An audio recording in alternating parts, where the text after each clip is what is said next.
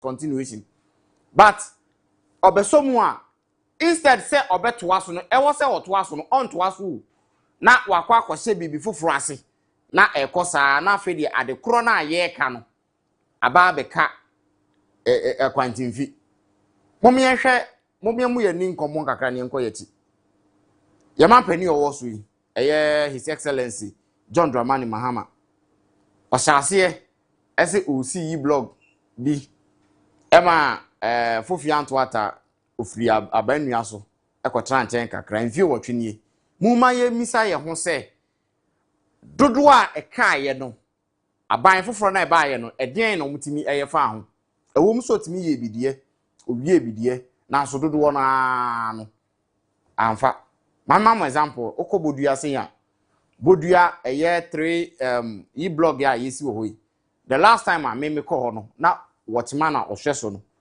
aye the story cry e ogana man koso so watchman ohwe asase ne so no e de hwada ne bantifu a oye because ono so mfa so a wanya e wo ho no no momi yanhwe o obi nka se putuo enhye na yeni ne dwo pokuasi interchange ye start say ye pokuasi tunsamwom kwan ya ye minumi nyina ebedi adanse ese kwan na ye Ghana kwan NDC fo fa so NPP fo fa so CPP fo fa so akuadonkofo nyina fa so LPG mu nyina bi afa so Ghana ni bia oye Ghana ni empo onye Ghana ni oye hoho bibi nti obeba Ghana a obefa sa stretch no obefa sa kwan so se ya ma ye mpa ebomu anya de obi nka se putu nsi o onyima no nsi bone na se ye ka na ekosi ba bi a ubehunu se hwe ye de ye review ye kwahe na nyame amamu ekwan no aka kwantimfi ye behwe so ne akwa ye de soso akobofo mu na aso akobofo ese ye san ba be ye kwan foforo because enye ma ban ne hyase that is what is happening me kanyina me kwa kusi se ye be kai a way back 2014 there ena ye mampani John Dramani Mahama abanda danim oye na adwen se o ye hwe nsuo ho nsem a ukokwa umamu a nsuo ho odin kononwo the same ena kumewu etu the project bi si na ne so se ye frɛ no the 3KS ana KKK kumase kononwo kumewu obehwe na omunsuo ho asem no watimi aye na wadi hu dwuma e de amaganafo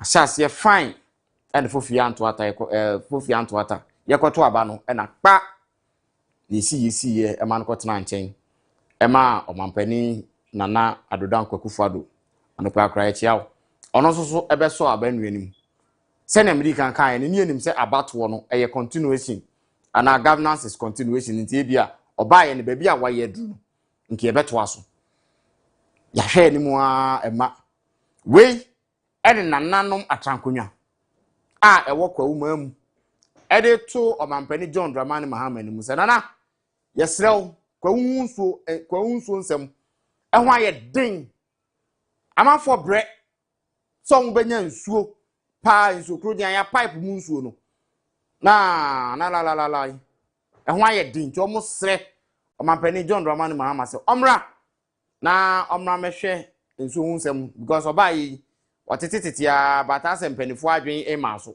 nti okai mpanifo ne se sabio nsuo water is life nsuo nsem ayedin ewo kwa umam because ye sa project na oba no se enka da biara da se project ni etimi wie ya enka da biara da kwa umam ana omo be benefit no community sa atwa kwa hu ahia ana omo ye beneficiary to this project anka de bia se eye dam no na oye ana se water project na oye no ade bia no ye benya ensuo 3.6 million gallons per day 3.6 million gallons per day ena na ke ye hwe animu esenka bosumi bia ye benya ba ode ye ne ye nua be ma ohini basian enkonkodi nkomo ono na ewo kwa umamu a onim problem a ekoso ho no menu abe ma anopa me mo ache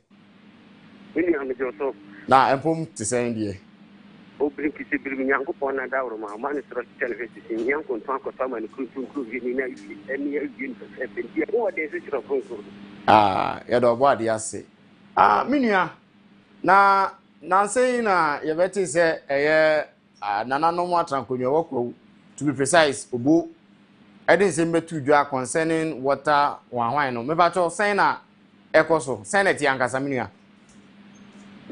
mamina 7 years ya pifo na hwefo nyina na ya kapo kwawa onwa dia ko yista so isto yista so kai ko na kwawa wono ho ha ka te pa wo kwawu ni pata mu ye institution yanke afi yista ye ben pa do mai pa be wo kwawu na wo bedu na wa pa ba ke bi na wunya nso bi nyane ye ha de pa na mu ai afi 2025 kwawu yista ye 7 years TV say ya bako ko ni pata mu ya se aboabo anana ni mpeni ho na ye na ye ko du kwa ubu no na kwa ubu mpeni ejem se o ko de o ma bo mo pa wa fi sei abi de o ma bo ho pa ne mo mo ka ka o mo wo eye ensusam ene akwan na ensusam no ye o ma mpeni dada o twemu a ne wata ba eye essence John ni Mahama what the project you get after I to do KKK.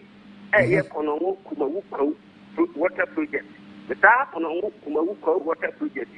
O ma ta sia tum sa kono ni mu pa na so Sophie and what time no janabam. Ama NDC aban ifi so.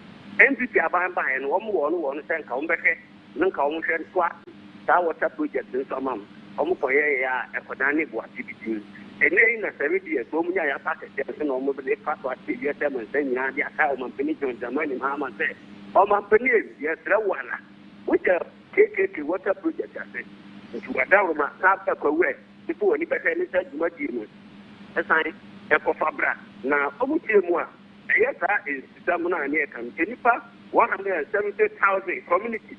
Okay. Nipa pem ankuma na communities 170,000 communities ala nanka woni nyina binya emfasede ede na uba kwa woni nyempata mu a atita enkoko krodua mu anka mu bebre beso mo so uba empraso obomi atibi before inkwatia jinlase ene nyempata mu aka kwa ya hinko abenenu nyane ka bi beso mo so na so beti ne omo sankan eno na omo so mapeni so wedi adabraka kwa wi se womra bi womra no ba so a omo tie brenu se water project or 2D KKK that time na no mo ya wo mantimi ayi no o mo hwe no mo nyama no achi no anka o ma kwan kra no obo ane ne pata mu akwan atete apanta mo hwe no mo ntimi nya de de kwa obo ni fahene eye nana akyampo minta ne nsam o de figa ene no menu asia we de wo mu se nana no mo de atudwade me ankasa no my experience kakra last 2 weeks na me wo honom ba me de me koye na sojual me nim se ebia pipe ho nsem na ho akoye den kakra but ebura na niema e wo ho bibisa wo na wo kwa umam when was the last time amunya tap water but o san be bio me say me ankasa mo no last 2 weeks mo kwa ukuro ni so me kodi dwumadi wo honom but na pipe ne niema minim say normal one idea o matomo mu yensiesie mi bisa when was the last time wa munya pipe nsuo minya oba obo ompate mu wanka sanga kwa obo ni de ensu samni de o che o kawka ebeye de asante ubi tru eno ana sikọ okay pipe no de ya lebi wo ho be ubi ye tru na asikọ unya enti ubo obo a ebeka se efomu nsuo bi na yesa ene ba bi wo ha ne atwa ya ente dam kutu adu wo ho na ya same ni nsuo ni beguma na ya asante kwa akoye mipomu okay ya ko hebe poni ba bi enzo ni bi ba e ho no ma tieti na ya ko wele wo hota enti ba branka sande e wo kuro ni mu na nso se obebi e beba no eno na tam eno na o mu kire mu a empini ti on be ba be hwe na nka ba bi a wo bi aka mu ka se kura a wo ti mu pipe o na ka wani okay pipe no dia aba ho na nso bi a enzo a wo hwe se o di no dia kodi uzuma ne dia wo nya bi pipe do ni na nso ni na so bia ebeba no na akoye tin enti fom suo a nsuo bɔ okuwa obokuru no mu a nsuo bi wɔ a yɛfrɛ no okuafo mu ɛne yɛato wɔ afa ho fɛfɛɛfɛ ɛne yɛsɛmɛnti ho ɛno na ɔkɔ a na ɔde okura rɔba bucket bi a na ɔde ahoma asa so na ɔde ato nsuo mu na wasa ofi wɔ abɛkɔ okolim soso no ɛno soso no hɔ no deɛ ɛyɛ botan so na wɔ ne nsɛm bɛgu botan so kakra agya no soso no wokura ɔkoro wɔ bi a na wɔ kaapo bi a na ɔde asa ɛna kran nsuo baako nso wɔ a yɛfrɛ no kran ɛno nso egu fam saa a wokɔ a na ɔsesa nti nsuo no deɛ bibi wɔ hɔ na mmom pipe no a yɛkɔ bie n'agya anka yɛhwɛ ɔmampanin sɛ nka wɔn na mɛdom yɛn kwawu afei nka ɔmampanin kɔ bie airport yɛn ne hotel bi tia na nka wɔbie ne shower tatatata na nka wɔn a wɔahyɛwa fan wɔn sɛ wɔafili nsuo no bi nanso so no kɔɔ nipa kyɛ mu deɛ baabi wɔ hɔ a yɛn tutu no wɔ no deɛ nsuo ho yɛ de paa pipe no wɔ nsuo bia ɛma. Okay ɔhene ba mɛda was na me ne wo besi no nananom ayɛ effort bi anaasɛ yɛba bɛdi Easter yɛ nti nana ɔmo ka kyerɛ nana ɔmampanin John Dramani Mahama because abanda da ɛwɔ hɔ atwa mu kɔɛ still Easter mu minim sɛ ɔmo nso so ɛbaayɛ ɔmo ne ahemfo hyiahyia yɛ ɔmo atumi atu wɔn anamo bi anaasɛ ɔmo atwɛn a yɛba bɛdi Easter na ɔmo ɛsan ɛkae John.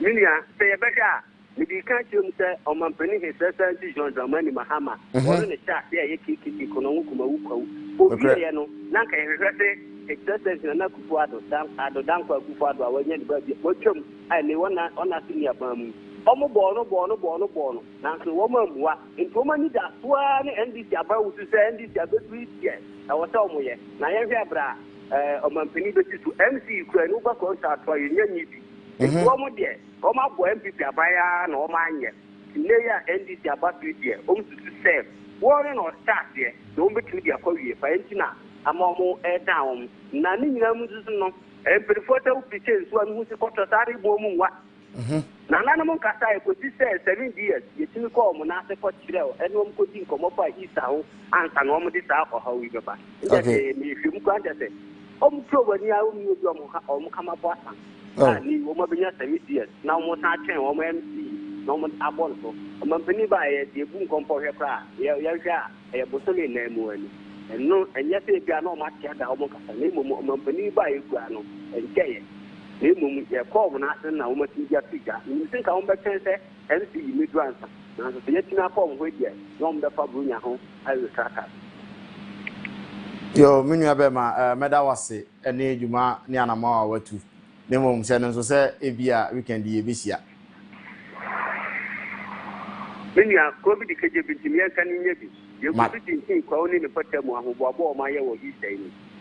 Piao ati no oba de ya domo a ye behia eno ne esamo amenu aba ma de atudwa na me mpese me kasa bebre hwe oba kwawu kro no mu a we have about close to 10 secondary schools ewo kwawu ho eho no me nso ko school me conquest ya to be precise in kwa school na the time ana ye wo school mu ono especially Hamatan season say ebasa na ensuo ho timi eye den to the extent say I was a fire service for and a barber supply canteen ana your dining hall for nsuo no matimi de nya bia no aduane de amaye the only water source of water you depending on enya na say adonfo ne students for timi aboa tutubo ho sama school no saa time ne bo ho bi ani ho nsuo ho aden ye kɔ obin mu ne yakosa nsuo no so behunu aseti ani tan obin mu ne akɔ akosa ba ku bi ewo aduama akwa no so ye friend ole tubam ole nsuo no ense eta edua bi ase ehonom ne ye kokosa na se oyoba na se okwa akosa sa nsuo na sebio na branch bi wo honom a wae ne ho bodamani ate ono ne ye friend ole tubam no wa hwe yi a na o ya to ase oso atomo na wo skumu ewo nsuo na eja honom ni nyina ye nsuo a ye kwa kopenti nsuo utimi ye dia ama be se 2 days 3 days na borders ye bre ye nya nsuo nware na nkampese ne ye benom abusuya this issue no is very very serious but now government say am kind na aban continuously I don't think that was say timi tena ho a twen ese agese ma aban aba anasa aban fufuro bi ye bibi was say yetimi erisi nchen near China, near Sa, which is very bad. The focus is on Kwausi. Okay? Free at a BTV. Now, call Asaka. Sorry, call Pepiasi Kwaneswa. Unya say ubukev na otu anisha obe say nanka ye si government hospital. Say obe referral center with helipad. Then time. Kufuor time up to now. Ye fire and some me kai because again ya buying the what's wrong. Abanya ba, abanya chum, abanya ba, abanya ko. And still we are still facing these things. These challenges is there. Show insuo essential commodity. Insuo na ya kwa ya twenya ma omampani na banya ko asanya ba. Entino na MC eni ho. There be na MP eni ho. Na ye ni cabinet minister e wo kwa ho. Ah? Adentina wose yetimi etena se. Na ye bu ye ni gu niema bi so ne ye nhwe han sa. Ah. Nti ye pensuo, ensuo ya twenya atwen 8 good years. 8 good years so asiagu ye ntimi aka nsuo ho asem. 4 months ye ene ye ba beto pressure man. Eno kra mpo nkanye Easter na e ba beto a nka ye nka ho asem ne ye bre na ehye ye ho ne ye kɔ. In fact ye benefo asabio yato aba ayiom eso mo mra medi yanim ebi mu boy abro mom yen ka no kra ne nkire wo ebi mu ya brofo yen krofo nya nsuo enye hanko a kɔhwɛ kro bi so hospital ye si eja wo ho no because ya ban afi so enye yen ne ya ban wo so yen fa yen sa ankoka ya kase aba be diska almighty sagleme egusu si wa ye twe hu ntonto adentia na wo se ba ne sa nti si ye bibi eba oman na se obampani no bibi nti wa ntimi anto aso ana na aban free so a e wo se sa de no e ka na we should stop imposing political curfews on certain things na iyeja wo ho no mo atwen se ebeba etini ya Easter si ebe koye nim no de bia ne ye koye ti etu be kwa ko hu one school ye nya dormitory obi asase esi fofi anto ata the government egu etini ofoforo ba ye no the same school aye hia dormitory no wasi foforo o sase ni one ya bonidi se ono na be sase esi ye na aye den o yes anu ene kosi sen abusuya mo mayen enwesti skasa mo mayen emu o mine sa mo ma manfo nso so eni ya sa a whole project 170,000 communities 170,000 communities because of your selfish interest in it you almost in you deprive them from getting potable water oman be ni a country called Ghana abuso betimi afre na wo de wadwe nkire aba dwumadie yi so because niam bi wo no mu a odwen ho kra na unhu se ne awoka kasa na ase wo ye kra kasa ti ampanifo se ye wo man mu na ma ban ya free so eti no project aye nyina ekwan bi so aban na free so no eti no e wo so oja ho because ye the political party a choman mu se hu enye ma ban ti menye enye ma ban na abo eti no I will not do it menye aban ma ban ba meba beye ma ban ba meba beye de bia sa ni yesu ni etuntonto enye ma ban ni aye nhwe ha sa eti ye nyina ne namu a ye namu aimlessly because ye nim ne ye asoman e wo se oman ni etiminya policy national policy me ye dru ha onso ba beto aso ne enkoye nim da bi menya ne sa new king new law me ne maba wo so me na wo se me ye enti ne ne edi sa ne edi ku oman ne edi bro man na se Odi let's assume say ebia 2016 or shase when timi anye and we free so 8 years about betwam 18 ka ye ya enka enya afa ni egina ha kan so ho asem me mpae ne se nka dakro ye beba be gina ha no na Ghana ye invent bibi foforo ye ba beda na di akire kire na ye nyina ye ni age ho na nye se na obampani na aban ayisi na aban ayisi na aban ayisi abusua Ghana eye nyina ye dia enye me nkwame dia enye ndisi fo dia enye MPP fo dia enye CPP fo dia eye oman Ghana ye nyina ye ka ho bi ene be ye Ghana fo etimpanifo se ye de dwumadi bi hye monsa ese monya mesre mo nkomo anim na monye ube se sese ya toto aba amanfo ya yi MCs ne DCs ya oma baba abesi dwumadi na no ube se obeba no afi ne me baba review bibi na afi ne me baba hwe etimunya abotre ode ne kọ otena ene otena adetinye adesanye adenchen sa na wetere sam na igusu gina ya na momu a adenti da wose eba ne sa adenti ena wose eba ne sa Ghana man koso you are from the name of my family abusu amba to dini ba bia free media ne aduana ba ko jina chini aduana ba me mo wache ewo asante be kwai na city e one of pelikasi e no yo benye ma mini nka enchi ahefo na watifo nyina da men chi openye okwagiman ebi o papa bia me din check e ma no ni nyina nka mu ni nyina mfasi da matwedi ampo kwa me se ohwe so ama de pachi wọ́n ṣe adé aṣẹ́ na ọ̀ṣun púrọ̀ bí mpa ìbò nyina ní sẹ́ ìwúrẹ́dì ní òbí akọ́mọ aṣọ adé ma no nínú ya mpanyinfo ti maame rẹ̀ nkyɛn maame nkyɛn maame nkyɛn dɛkɔ ama ahene wòtí o dendenden ebi obi a na me kyia so nkokɔ asa me nkyɛn de sista ya ɔn so bɛkɔ na mpansa maame nkyɛn maame yɛ abalago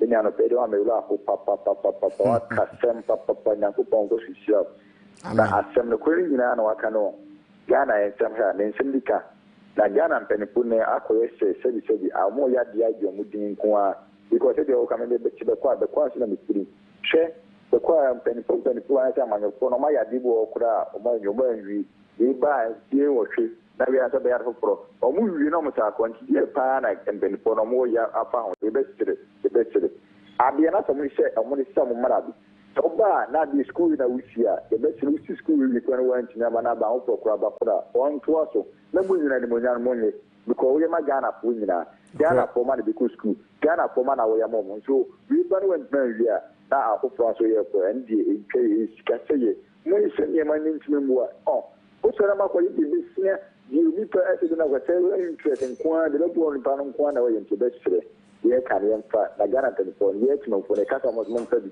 ko mba timo be pa bana mo sire se ntime to wi na ye hi asem no ye ka na mabuya ni timi nua na be la ko papa o ma ya timi die ase to da na bia na ba mu mo se me Ghana ni because they are South Africa Morocco ni na ko take order e se sa na chie ni aba ni nyame ni mtasi also ni nyame entra ni aba ma ko Jonas na yete ni nka no osu betimi de wadwenkyere afa 0559 552686 0559 552686 and answer 0538 998 now so the wadwenkyere aba Ghana man koso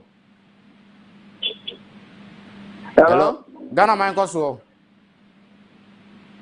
ya pom dia na me ma pom dia yo me pa cho didi baby afrefio minia me pa cho onu ya be ma Benjamin Israel ni kasati asaman kase boko de asaman kase e boko yo yetio etia etiefo ina na no pay ma de sede kakra na no pay toma ye mampani ene na fanfo ni se yes rom zoom live for ya manu gbate ene yare aba omanga na imu zoom lion company no babra ye was kafo bebre wo krom ha abana nkata kra betumi ayete adwuma we onje adwuma ni fi zoom lion for nsem na ni oye odeka ebre omanga na se obeji ni sika wie na once na ene yare ebe kotimamfo mu na abana atakoyi sika edi akredro edi abreti mamfo de asa aban nkasa no oboka etimi ye twina gesi no so sezumla company no aduma no tumi ni a onje aduma ni bi finisem no former different companies at least district level regional level yam pa aduma ni ma company bia different na zumla de ya brom sesi abro be hu Israel janti si a bolle sum ho no ye ton koko ho ye ton wache ye ton bis e wo ho no na amafo to sa adwa ni di ye so tia tax na de tia sum la foka abno mo ye sa ye tinyo bia so ntie pe nto mo ma mo homle so ntie mo e de nkoma ye ra owi kwa me krempon born home modern actually a car at the Sabola Nibebre, oh, Kuma de Coy.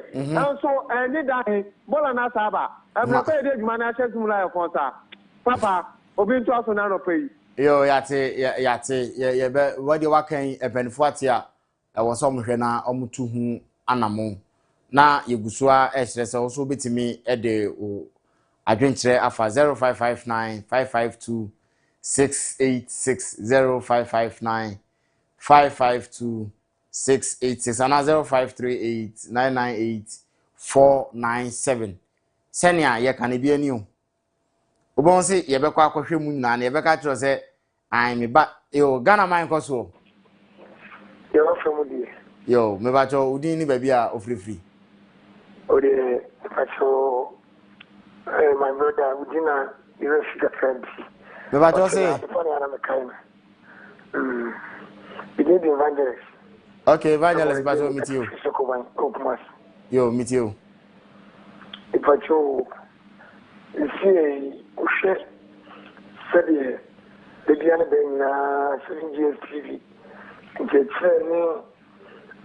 futu ni kokon sama de dia modi maye fa dana manko so ni abofo nshira That's it. abofo nshira mo pa ye ni pese me kanyana na se if you pe o manko so ni Ghana manko so ba evangelist abando kwa abando ba the independence in 1957 2025 and Ghana Mansa Article 1 manifest abamba the one year could be within class.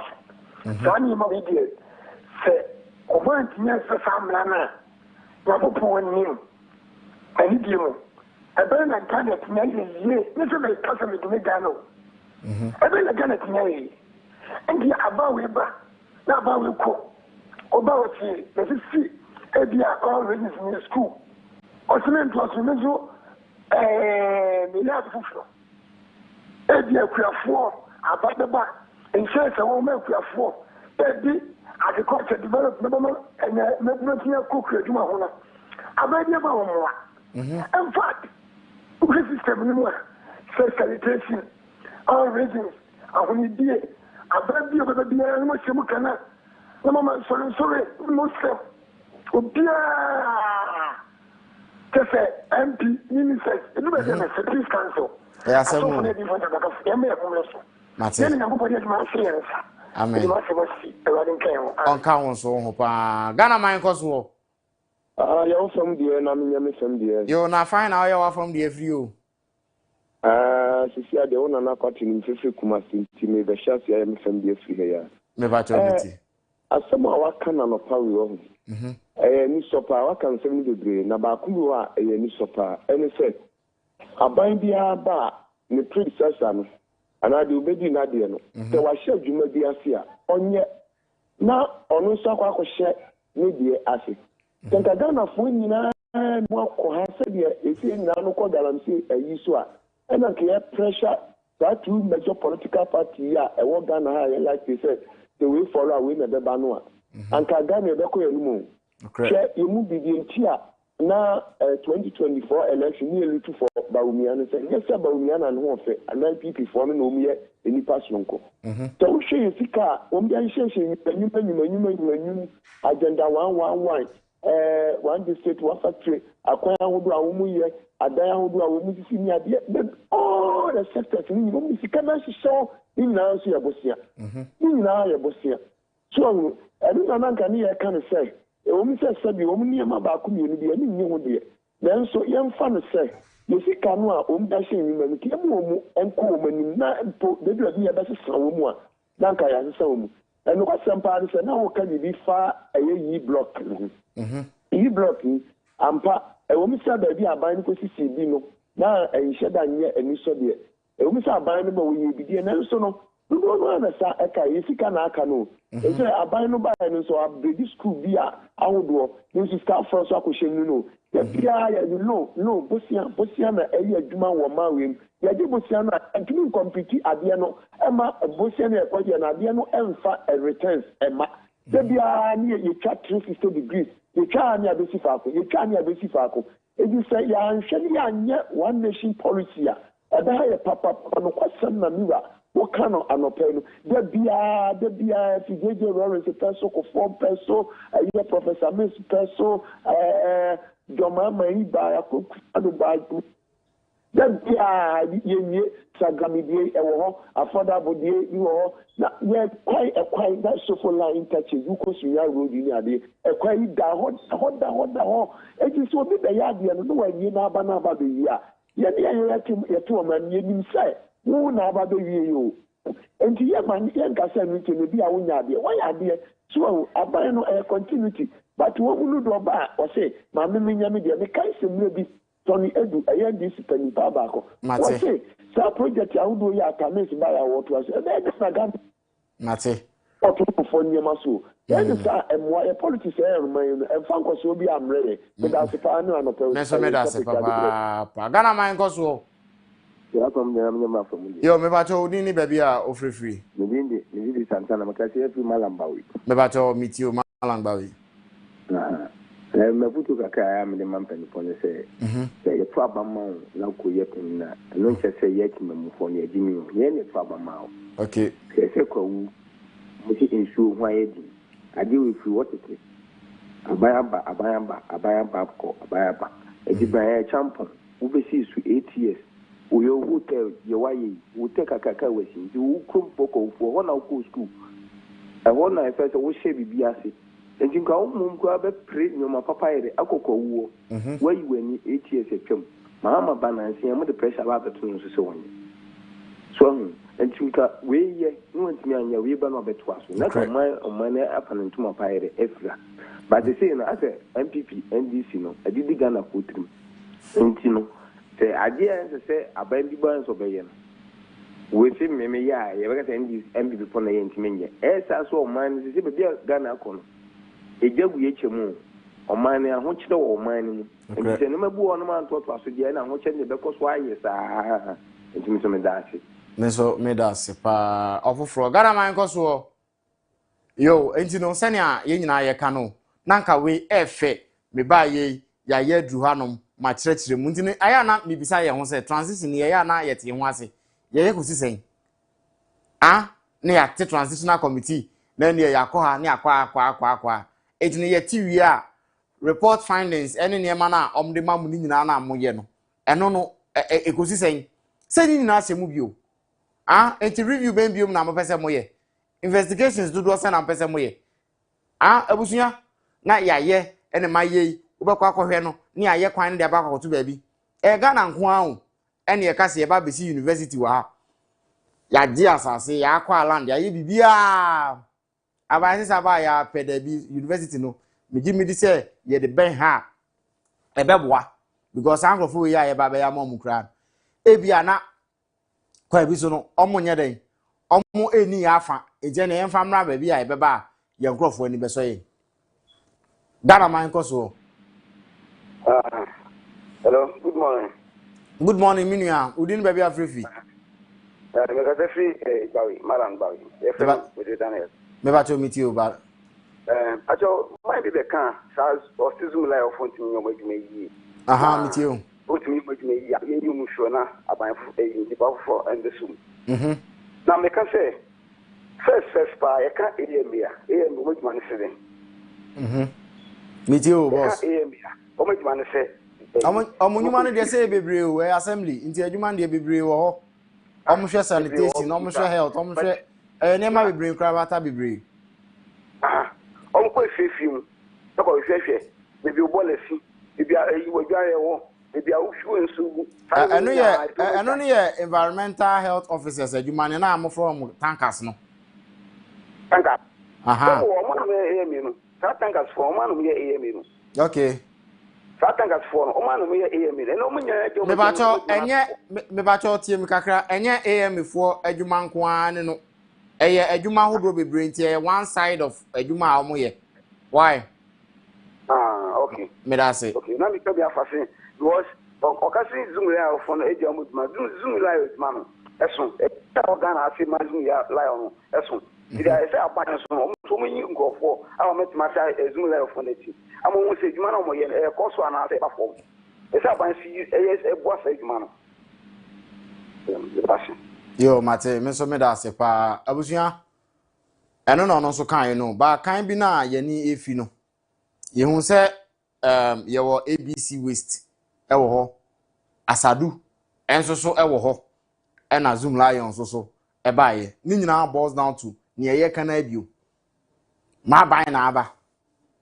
Njenye obakofo se winner takes all ni nyina ya moa. Ne dia mo obakofo so betimi aye. Se wontimi nye me party na aba. Ebi a meye campaign utimi t-shirt ana posters be 10 bi di boy eje ne mo so mo me mfa na niunyam enema ni bia ni o ha enema di bi se ya na eko etin kakakra no ke betimi akọ nanim ene just by the way, but let's focus on the year kanu ese oman mu ne yewo ne ye ba be project bi na ya hyase enti na ma dwi mu no nka mesusu senkebe ya se yeduru abato afimu a eni si ya start project fufuro bia bio eni si ya start project fufuro bia bio miambu plea no na ne ye wo ho dada no ya hyase se ye because ye beto aba na afi ni ya start eni ha kwan gban ye de soso akobo form ni atu yani ni ekoye nim ya san kwa ha ya de soso akobo form si ekoto aba ni wie na se anko ama aban a ohya ase na chese eno no minim se ahemfo no kodaada omu se kurumafo no kodaada omu se mfani madwuma so no koye yu na aka eti se betimi a omampani mesre enwase bodwafo amo moma yenye Ghana for once. We should be Ghanaians for once. And this year be this only census ewo yen akatua enema benefit yen parliamentarians no enye se yen nko an focus on na mom no mom yen fa emra bi mra se omampani bia owoso aban bia beba bia no mesre se ye beto aba eni se ye new project bia se ye ba na ya ba beto aba eni se ye project fufuro bia se na mom project dada na ayaye no eno ne en concentrate ewo so se ye to aba ni wie na se ye be project bia se a ne yaye na mom all sectors minim say various level of project bi kokko so mesre mom yen fa yani enko ho that work in progress na akeka no ye investigations wie ne ye auditing ne ye niam nyina wie mom yen to aso mom ayen to aso ha Ghana twe oman no ekonati twe ye san mfaso bi ani so mababa ye me the contract am asumasi uhunu ne ebeba ye to abawie he last weekend Friday Saturday the assignment ewo pram kwan so baby abusuafo ye ba beto aba no na project ikoso ye kwan from the way nyako ye ba be ye kwan, but as I'm talking to you now baby a esiye no aka baby a esie no uhu contractor wo kwan so uhunu bibia aka ena ekwan ne yetututu ntenchen a ena ye basa ena cause unnecessary or unwarranted traffic ewo kwan ne so identity na wo say man basa momo de mo ba sebio mu wo motokid esanse mu na mo pentem akoba bi a Ghana man koso. Hello yeah Ghana man koso ye wa fe mu de na mentumi ye ma fe me pacho udin any baby a ofrifi pacho fe mi root mi kasa free so to me pacho mi ti root pacho anopa we de obo ade ase me so ma dwin kire kakra mi woni se pacho aso enim sa bia ni se mo si kwewu insu asem ewo kwewi na mpacho cathedrals kana yeti se obi ayi omeni omu nka won asem ewo so omu hwe no mu Jesus kanu se ne ya be kuti se kwewu se omu ya nzue sheska bebrebe omu di akoye sa foundation nesi onu was so more refining as canoe, not a Yama bebre cosu, Yan Yama bebre or mine no more to me first can it be, and for so or my man so.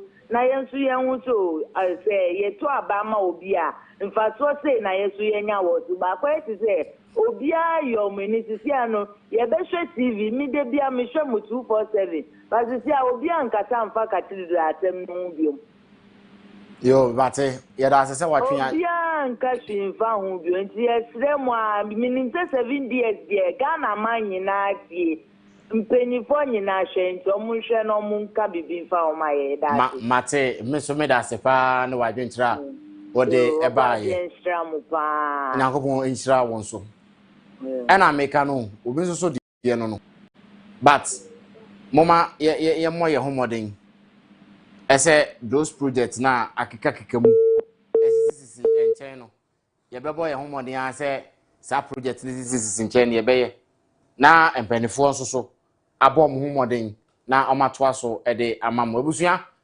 Ghana man koso eno ena egusu ayeye no na ye de yekokwawu na nanu matrankonwa wo ho etutu sraban se ni project bi a o sase eye the kumawu the konongu kumawu kwawu project water project o yes obey no o matwe na o motwe mampani adwen sesu se ono na sase ena wantimi enwi nti wa ba die onsan twa nani emra na omra mehwe sa project no ntimi nyemo yemo a ebeboa amamusu nsem challenge no akoso ha ene yede mu esie ni yetwa ye ho abatew ye ba ye betina se ne yede de obo nkrata mu pensempense mu no ato amuso shalom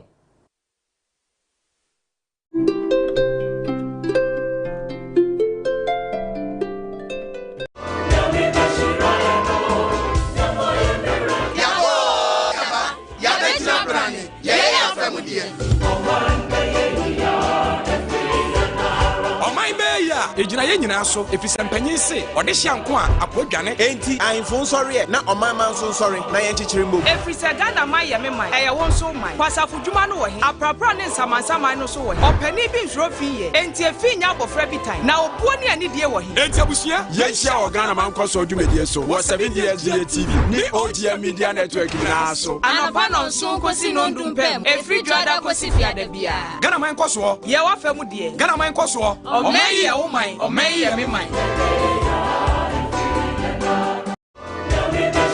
ebire bi echombo na ya pomudin sema ye duribibi yeti sika asadi koto ya de ye wana dum duodu ye fo kase bi adum ye doctor ya wadu jamfise ono de agidi ye yesie no Israel we urade nyankopon ewi ase nyina tumfo no ebra na wo ekeka Israel fo na oyi Mose man ye kobre owo no wo yi wako Dr. Tam da so se onye ewi ase nyina kobre wo obi biara obepage nani ade ahwe Dr. Tam da so no obenya enkwaje Dr. Tam da so ebra oba beye bibiduro no okotena kwayem adadua nan a ensuo ene aduane bia ankana no ewo ebra na apomudi ho sam agensem ama wasoro aye din na asase edi awere ho no onyankopon nam dae sumu da nuane hama ebetuma gia dasama enyina enkwa obisi misisi ya meya mechi kase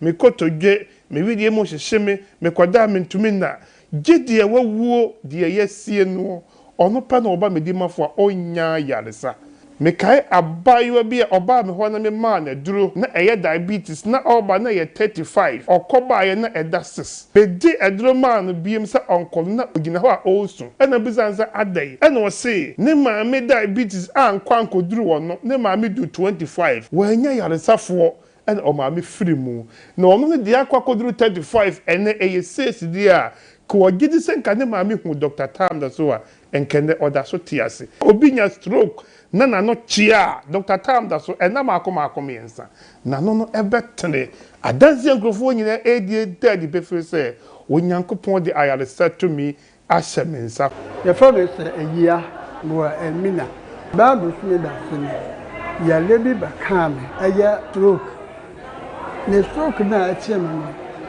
ma no chia na ma nu fuo esome na ne kwani ɛyɛ me aniwu kɛse bebree nti na mempue na obi ɛka kyɛw sɛ membrɛ tam dafo na mede gyidie ɛbaeɛ na rɔde mam no mena na mensa adwetwe a mentumi ɛnyɛ biribiara nti tam dafo na obi mama akɔkyerɛ membrɛ hɔ na meba nso ɔma meduro na da menum aduro no ma de chain no enso san bi bae ma no atia nsu afi ma no ba ni nara ejaye bosu me ba se ni me nano o me se o dompe ewo me den a metumi ye pipiera na tam da so de na kala wuyi onyankopon fi ho a wa yare sema ono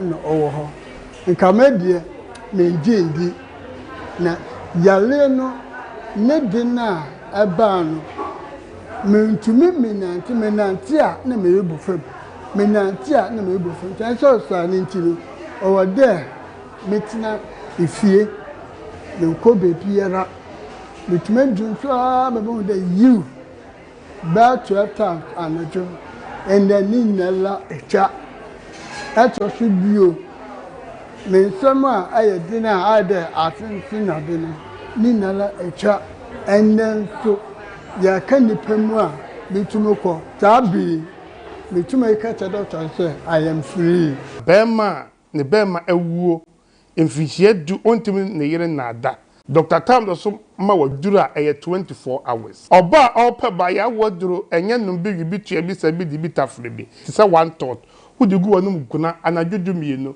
onum wi ana na kuna hia mu hia bi boso be so na nyinsan aba nyinsan ba wie ansa na waba betua eka kuma se ye ebu akwa agogo ba bia wo fi ba bia so besi ebu akwa police station wo si police station a trotro taxi wo ho ye pai wo de kasa wo ko tam da so se wo ankasa wo kuta wo ka be package say agogo kwan no me road na da ma kru no asai enti bridge bu ha omo ye ndi se ekwan no wo de gina police station when be sasa wo ko atwema agogo ana medimafo heba hospital ho ye be kira okwan na wa drive aba pokua se mayira wo ankasa nso wo kura wo kan so na wo de ba wo betima bo medimafo heba hospital ko Google map na bo medimafo heba hospital se wo anso na wo pesa wo fa ka ba nso a besi pokua se taxi station wo tra overpass ne pe station ho na wo se me ko medimafo ana wo de drive through pokua se mayira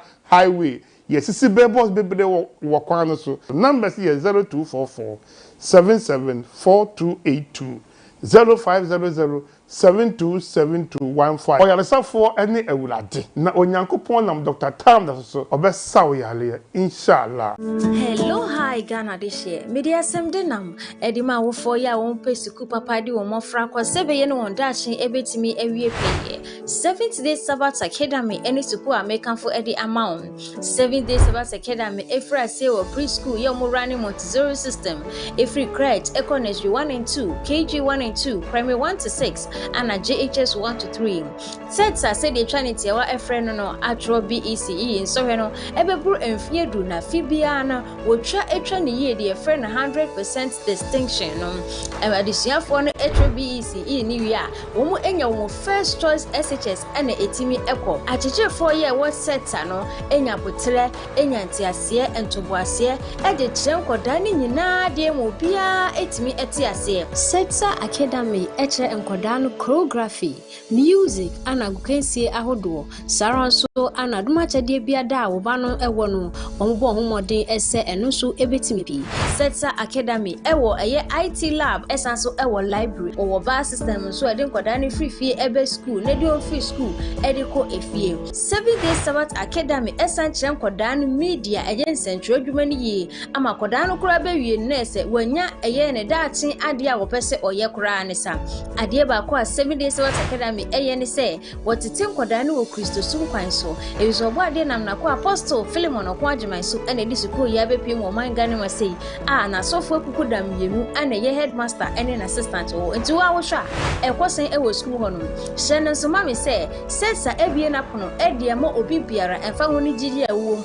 ana osoma awom eni nti tutumrike na fo abofra no ekopie mo ho no hwehwemochi akwan e wo awohye anya market Sabbath City wonom e wo 7 years Ghana TV enchepe ubetimi afre 7 days Sabbath Academy mpelifo e wo 0538 694172 0538 694172 Shana se number esanso e wo WhatsApp inti se wo frɛ na wanya wo mu a ubetimi achate wo 7th Day Sabbath Academy or say in Messiah we trust.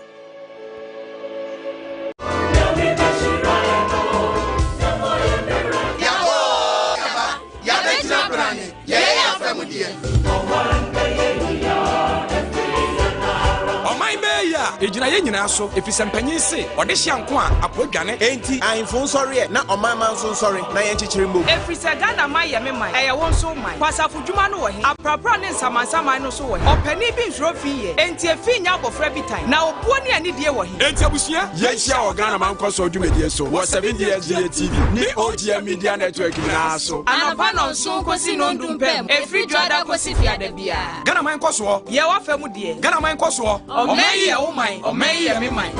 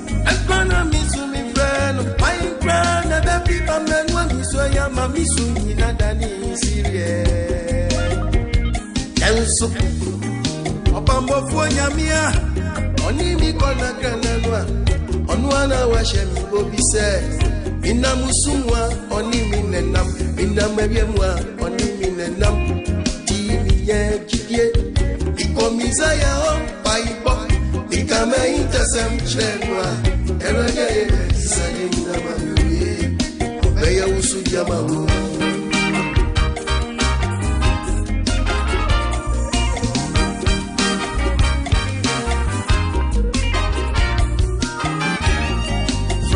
Ifa Enterprise. So okay. Your friend. C'est ready. Ewa. Share. Ni poti asasi suoi. Akwa no so odomi. Oni poni na mamiamwi. Akwa no so odwimi ho a. Obiara ni wa odwimi ho se weja yawe. Ifrize. Make free money mi fibe. Akoko phobia. Ekuma sem nyinam mankodu sinidia mawo nzam medadwi mankokutu busubia ikame inda sem chirewa yo awetie mi bai bo we yimi afri mama nyinamwa ejame kosuma bo wujinda adi nyina tiefo yewe babo tiefo yewa oba mekutu wani menasubio biniza ubetinya ya mamio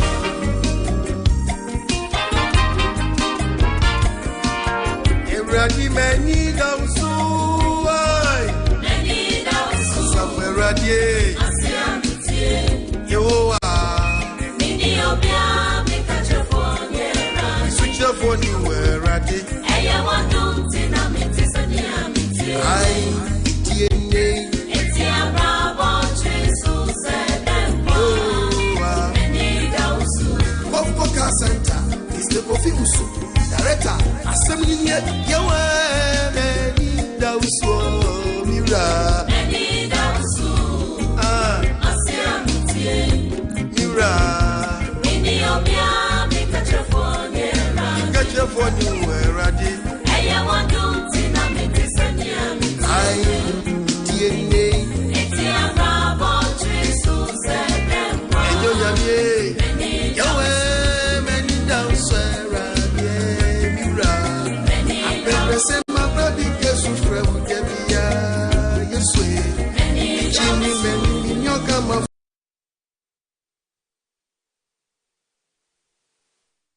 Obusia for your sign my nyina ye ho akwaba biom e de bagana man enkoso dwumadi so na ene eye 1:1 many aba eye nanabna yeboa ene yaje akonwa ye de newspaper review no segment no e de ebrem na owo ha die mame akwaba yeja na har bokode obade adum na so yakopon adum ye ho ye papa pam hesenia 3 days nyina ogina mu di asa na okona wo ba na no penso aba betina mu die na chese obade di ache adum da obade ase na no fede na wode ema ahwefu Anape de ye call enkata ni mankata ni bebre na abedwaso.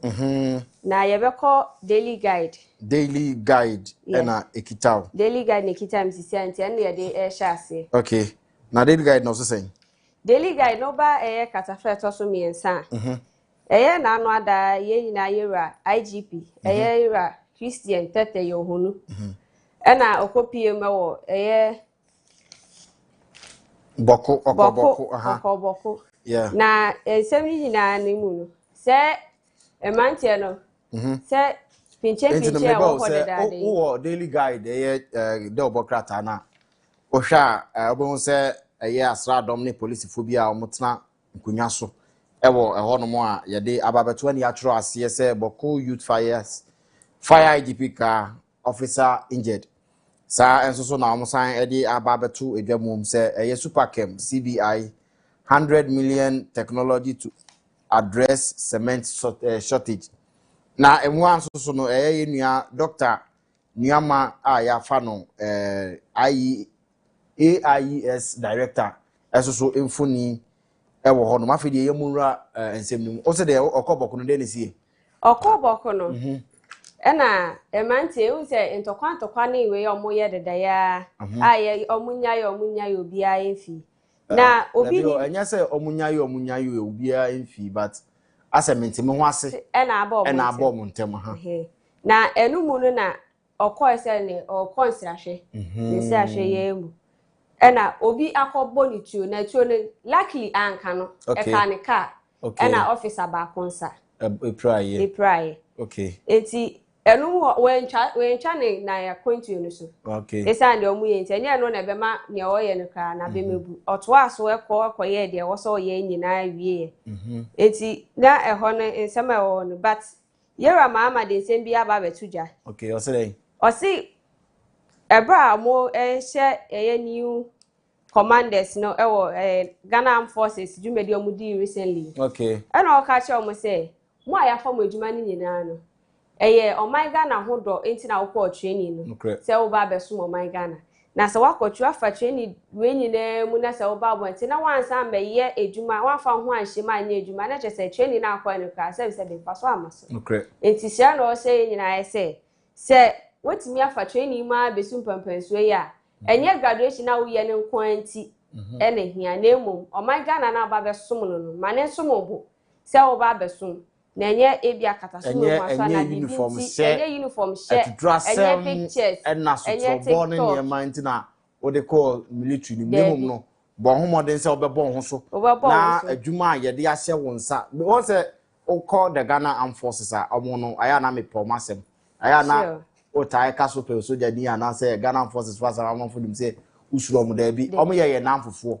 enti no mampani a o ye the commander in chief no da omo pass out from the officers training omo koye no ena na o tu omo fo say omo magana hodo enye den entina omo mu na se ne a omo afa adwuma na to omo so no teacher wo ho mankwa ye farmer wo mankwa ni mum no ma for man na to omo akoma so say omo bebo oman no ho ban abre nyina mu se eye ensuo so se eye wiem se eye yen asase so no omo modern se omo emrame ye mo but one thing yem fam free boku de yenim no eye boku youth na basabasa ye mentime ho ase ababesi omo ntem ne besre wom ye wo Ghana one Ghana intino omo nhwe na asumdwie emrabat IGP anamo awatu no eye because opening na fie ma saduamfo oman banbo no nyina so fa kese na so eden ehye ne se wo se wo ko na otimitra se no hunu mmabunu no omo how ene omo yi but it is rather unfortunate ese obi betete IGP na watutu ede eden abono se oje ne nkwade afri ne nsama busua boko ye nuanu amwo no mesre se momodian se djumadi a ekoso no menteme ho ase no adwobreo Mumayemfa let's continue with the dialogue. Na enkofa basabasa yebia enyeden emma bokukro ni so. Enti no they say wodru katafe to so say. Na me de o ba katafe to so num. Katafe to so enum the daily guide ni. Okay, dey na wo ho. Na abrante bia oye Nigeria ni ye kwa Nigeria man. Alata yawo. Alata. Na nidi no Gwaska Dankrami. Na oye abante bia ya kofo ya kase oye notorious na adwuma odi pa ofa driver's license of 4GB na eye omo rent car si na wa frel na ordinary license sell be rent car ne ade okay enti oye bibie wie na se wo de car ne mana okay ye beto aso na on say enese mu experience ya yen na ye wabonten ahomache be se no 9 nunumu wonu so epete kakra bi kan Kenya no we be se showers of blessings ni ye kra nim se nsu ba be 20 enko ahoma no so na ye ne ye nua be ma Frederick Kuju Ghana Meteorological Department entwetwe enkomo na on kire ye enne senia weather no ho nsem no community out menka mema wo achen e de ba Ghana man koso so Mejoso na mpom te sen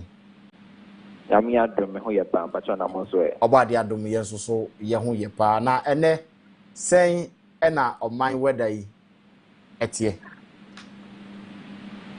ana pe me na 7 DSTV ahafo nyina ana pe di e ke no se maybe fiancé abai ama area no fiancé abo mono kuba bompo kakra nso ewo ewiem eno nti fi samria eko ewiem hodie maybe ana because of emerald drop ewiem shana no pay na one kind man temperature about base you know in 26 degrees.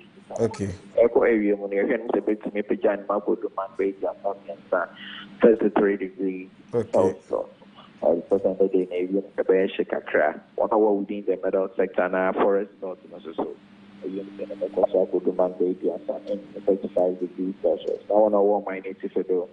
So, you can could do a panel, Bay 89, that is 40 degrees Celsius. And just 1 hour my native fiddle to 1 hour upper east, upper west here. It's just a Bear Shikakra. If you are going to be between some isolated thunderstorms and then rain, just a try to home. Me egugu e won man Ghana mu so ne begugu no agrada ne ayemo ebewo so one hour to man time to no chance kind and by and then put them ne benya sign so yibi 1 hour eastern region so as a man cafe ko for you to akimoda and then put them akonya kaka e wo so once you get benya sign so yibi I be sounds never at the man so so once you benya so yibi sounds na your call western africa so akonya kaka e wo so if you are so the I be 1 hour a half of man call Savannah region, that is really down and then important, and then that's also power, and that is by and then important. So I couldn't have say if you are quick, once the guy sent me, so the big guy, I one time I said, they don't put an idea. I couldn't have from the issue. I would the winning in idea, you are not ever so apple. If you find a quick unfortunate, a poor assortment, it's a the state of the sea, a very calm, which is a process in a better thing. I bet 154 HMD. I'll be this Sambria Aircon. Yo, many of them, Medas, Papa, Payani Muse, what's now so no, near a Becoswono, Mobema, Yahuna, Yetimidi, Atotutu, Yenima Yipa. Yo, Miss Medas. Yo, a year, Yenua Frederick Kuju, and I, Yanino, a quarter train in common Ghana met you. Send your kind, no. It's your say, wow, a poor man, was a man can say, or down and patermono, a core a young cacrano. Mohe say, in shoe bit me a goo cacra. A day a mamuntino say, Wahata, why dear, or one more, and I was over when a cohon now who cook rooms so as over Nasa Obecha, say, raincoat to be now so far, no affair, say a tea, as now be found so now wafa, and Gramemo so was say, yeah, in the likelihood since you know. Ebeto ewo hanom no ewo fom kra nje se ye ne no ewia na osimu yi no ane se ebo a ne timisrewo se u afi na u fifie akọ emantini mu a misrewa ya no wafade no no ahwe atale a se bio ema ohyew enyina mu bebre emfa emamo no watimi ahye atale kama amfra makakra ebefa ho ye nuanom mo atifido nso seni a okan ne hobe si yi papa pose ye hwa ebekwa kusi 40 degrees Celsius na chese phone no wankasa enti no eho no mo nso no seni a etie no mo nso mo hwe mafade mu eyie ene anamon bi ne bebi a mo bekokokoko no ye nuanom afarefo de oso wo chena no ana ene ne ye hwe weather na epo no ebeta edin ye dia so epo aso cheta edin a ebetimi aboa ye nuanom afarefo adwuma eno ene ye weather forecaster anopai ye kokofa na menuaba wani wanu gu asem bi so se alata ya abrante no ye friend say ye friend gwaska dankrami anti no ni dwumadi odia ne se akasesem no akwakoye fake driver's license na chese wakọ garage o modeka ema high me so me peka ni bi de akwakwatwi ni hu speed de na ye de ama no so odma wi ade ni si akire eno kwa de yemfa eno nto na okay eno no ye baako eno no ye baako ti yemfa eno nto na abrante sesi a asa now the reporter omunya ne say yeku no one ne nkofo oha edi nechi the 100 followers ni na yeku ho okay ne side ne say na ohye forest bi afenu munumu forest ewo ensi Ghana ha enye Ghana ha okay ensi Ghana munumu forest enye Ghana ha na eho no ohye no omo oha na obi ayira obeti yesi kofo say yeku omo ha obeti yesi say yeku omo ha na seyantem yakọ kidnap ekuro bi eto omusu nipa wako 43 okay eni yakumu 9 okay na sa na police was ya asem we de yentna so nti omu omo ti omu hubun eni ye ena yesi yabo ni tu ekunu one ne nkofo oha ka no na nsem ni wu no be 2022 no emu no ye report say abrante yekunu okay enti eba ne sen na afe de wasan ba afe na yekunu nya cheze initially ne eyobi ene pretend so ono okay njese obi sheda ye ne ho se eyo no a enti de owu ye ne de na enye abrante eyi dai dankramani na enye ono okay na omu ebuku abrante ye chi omanya emaje ye 2 machine guns ene etu aka ye locally made guns yes easy 7 motorcycles ena niema chese omu kidnapping kofo na omu de omu sie na omu kumbi na chese niema ensem fatankwa na abrante ye asese ayeku na aya nigisem ewo Nigeria mining na medeme oto aso abakatafa ye beto aso abakatafa etoso me ma mefa the Ghanaian Times enso so ntwamu na ye fa Ghanaian Times na ye hwe the front page of the Ghanaian Times na eno na mede atere no the front page of the Ghanaian Times ye hu ye mampani John Dramani Mahama efoni se eda ho sara nso so ena omampani abedi akire ye maame Jane Nana Opoku agima enso so efoni ewo ho na ensem nyina ewo ho dum nyina ne se ose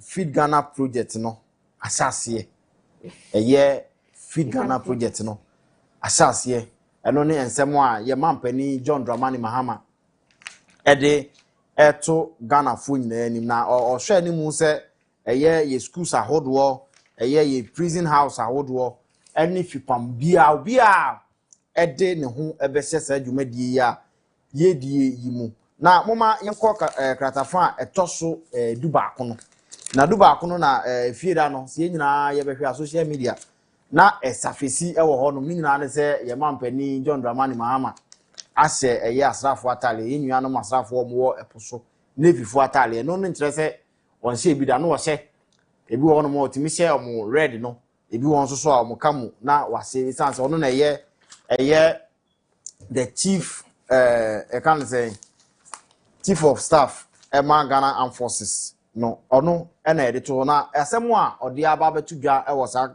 daily guide Ghanaian Times ni mu ene se e was ye boa na ye support na ye tie ye security agencies no security services na ye soldier for nko police for fire for navy immigration customs boni nyina na was Ghana fo nyina na etimi ye boy homodin se ye betai o machi e wo mudwumadie nyina mu ntine se woni ebi mu ntiase a munkototo ebo emmo mu se bia mafre fire service for mantimi ama medu se ne amo time a mo pese omo beduru do ede mamo omo ba beduru de mu nim ne sankan wo mo kwa mu ana bre a omo nsa enya call omo nsa kan call no obehunu na ya sase bang na eno ane se ye to se omo so da bi enye saa na omampani John Dramani Mahama ka ne mum no opese ye nyina ye tai wo machi bia na bonefosam bi ekoso menua ba ase bia na bonefosam bi ekoso wo ba bi a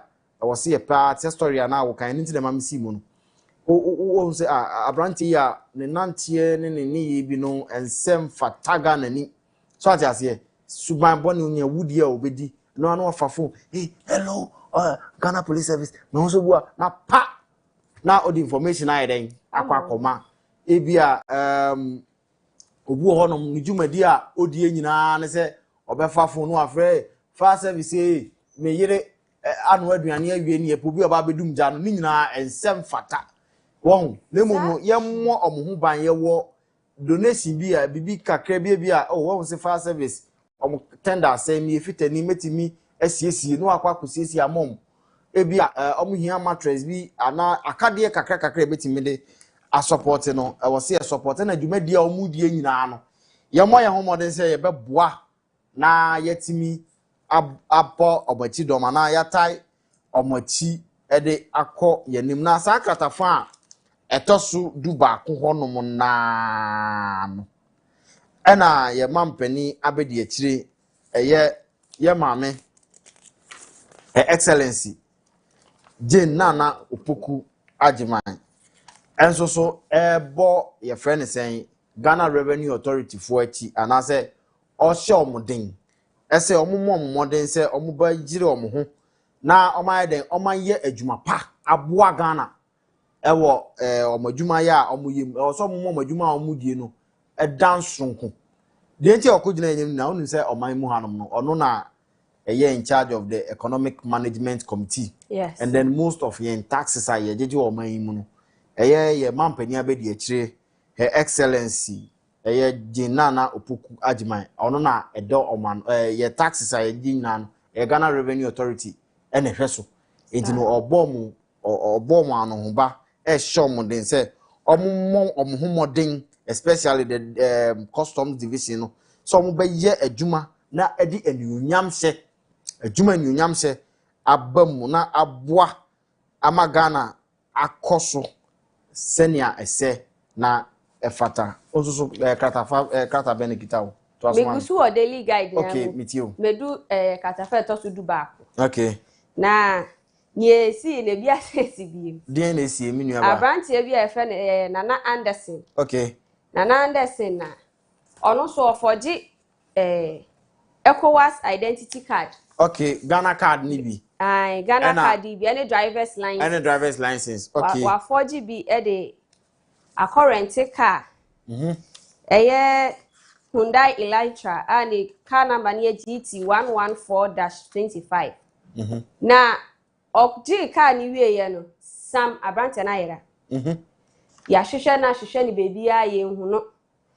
Enti ye police for asote ye no. Yensa koso Abrante yi mu atasama aso ewo Kumase. Ehwa na ekwu na second suspect oka asem we hu nso ye Gideon Ba. Onu de yensa apost for sanso ni mu a omu busu ehwehwe no. Okay. Na obra omu bone se omu efoje Ghana card ya. Na omu the driver's license aka no asesa ni din. Na emu pecha ba ko na no asesa ni din. Okay. Na odi aberent car. Akoso bebre last one Hyundai Elantra omu de koshia no community 25 tema. Ehọ na okoje car ya efi ho na okoje car no Sam ye hu ni biem. Na fi January ebesi March sa akofo mienu we omo ne ekofo bia ka ho no omo timi je cars bebre omo ria cars bebre Kia Fort ewo hacho Honda Civic ewo Amasaman okay Kia Altima ewo Spinters okay ni nyina wa akra ha na Anderson allegedly people ne kase people ne allegedly oje 4,000 cedis for each car. And you know say we are no turn 4,000 cedis. 40,000 and 4,000. 4,000. 4 zeros near saying. Yes, 4,000. You mate. And name aye. Okay. Oje 4,000 cedis for each stolen car. Na ye che no na oba be kase nye onu kwa na oye onu ene ko boss a Abrante ye Gideon Ba din se onu ni nyina na ye se adwuma no enti se ene ya che na ene onu so wo se ye che no onu so e de kan ba bebi ote no o de apost for call bebi ote na mo kwa na Abrante ni ho enti se a de Abrante no apost for gusu a ehwehwe na enti bebi a mo hia Gideon Ba na mo de cars rent ne ye hye mo ade wo se ye ka okay mo de cars rent ne mo run a background check on a mom rent cars because obi oha or rent car no for show off. Show off no koye no. Ebetimi apem, ebetimi enya accident, ebetimi mo run a background check on the people coming to rent your cars. Mo share omochi say ebi o ma rent car ni bi da. E dey na see wo ho or the call pepe cause enya fine. What kwaje car na ni boss na what we are you find say we are because car na time e dey man one san fanko we dey all mama kai me nkwala brem na yeti bubu yashi cable and wireless na man bu on mo high bicycle into high bicycle now to me high na yakọ na ya ba enu mpo na technology e ma ye no okọ no aba enti no say bia high bicycle no 2000 ana 20 pesos a ukwa na ode bi akọ best 5 times anu wasi ukọkọhye mu na oche nkwala oni sika bi obeye na ne waje wasi su chalo wote ana se o shete shew na ode kọ wohu me kan ba be say at times no negligence a play part of it because waba obeha car okitagana card. Is there any means say you betimi a verify from Ghana Kadana NI4 office say assume say na obintin card ya odi abai eye so eye ono ana say enyo ono ase ne wo kasa paper no report ye no say was sanidin with the same picture and then minimum say Ghana card so koya ye take you bios o fingerprint e wo honom ye take wani so then there might be some insider sa adien ana say obi so wo baby a one card no wa edit it me ba to what you say but near ema me concern near more ne say Ghana card have a microchip bi senten and on fine of us enya no so this investigation I was say it me carry out na ye fish sa nkrofo no mo government agencies na omo didididi sa amanfo sika no I was say it me fish out ni it me eyi yo mu nyina free because obo kan bi ana nipa bone for sem koso ewo oman Ghana ni yes that's the sense say ojeka na tracking system e wo nyina wa say no ana me kan no ayo be ko hwem kura no san fitani wa say tracking system nti ye kwan ya be fa so be tracking no eno ano no yo nti wunya ne biem na yanko eye me ba answer na ye be call the chronicles no mama me fa the publisher so intwam na the publisher no ye de omampani Yohani Mahama mfoni ato akire eye John Dramani Mahama mfoni na edakire no sanso so ene ye de Collins Adoma Komensa sanso mfoni ababeto ena eye former Cocoa board chair eye Joseph Boahin Edu enso so mfoni ababeto ensembe na eka ose boko conflict hands Mahama minority demands action boko conflict no etata Mahama minority for ena ka omo kire ne se omo ne homodin se obetu eho anamon ena Cocoa board nso so say Ghana cedi 32.5 billion Ghana cedi debt saved cocoa sector yera Joseph Boahin Edu ena okanti no se okoto the publisher na obehu sa story no Mahama de no page 3 ena page 4 of it no moma enko Mahama de no bienti a minority for demand ni nyina ne so mo se wobra na omobonto ano omampani John Dramani Mahama then candidate Mahama edi ye campaign se obebo no homodin se bokon sensem no obeyi ni nyina kwa ama ne omo ye nyina no etimi ayeden etwa akosemi entehwe ne ebeti a na ayimpuntuo ana asomdwensem ana abotoyemsem ena ayeden eba efri boko eba na boko isemi ya misunderstand chieftaincy ana say chieftaincy ana say we ende ye betoye ena abolia ediaba empire ena ye bose omo betimi ayewe na di omo amomo kan say omo nti ase say oba no odi ye campaign say unya ba be di mampani pe bokon sensem beba na obedi mampani bosome miensam pepe munie na afi de basabasa ye enso so ediaba nti wo say ye bomodin ana ye hwe sa sensem no otimi tu ho anamon na se ne o kan won campaign no onni ni boss so eno ene ne ye the publisher about the Ghanaian publisher there but near page 2 of the Ghanaian publisher now yeah the minister for government communication yira onyanfo Felix Ofosuku Achimfoni ababeto wan masembe ena okan o say ICU Ghana calls on government to bail out Daily Graphic and Ghanaian Times. ICU Ghana calls on government to bail out Daily Graphic and Ghanaian. We be say ICU the intensive care unit na there be enye eno anemu the industrial and commercial workers of Ghana.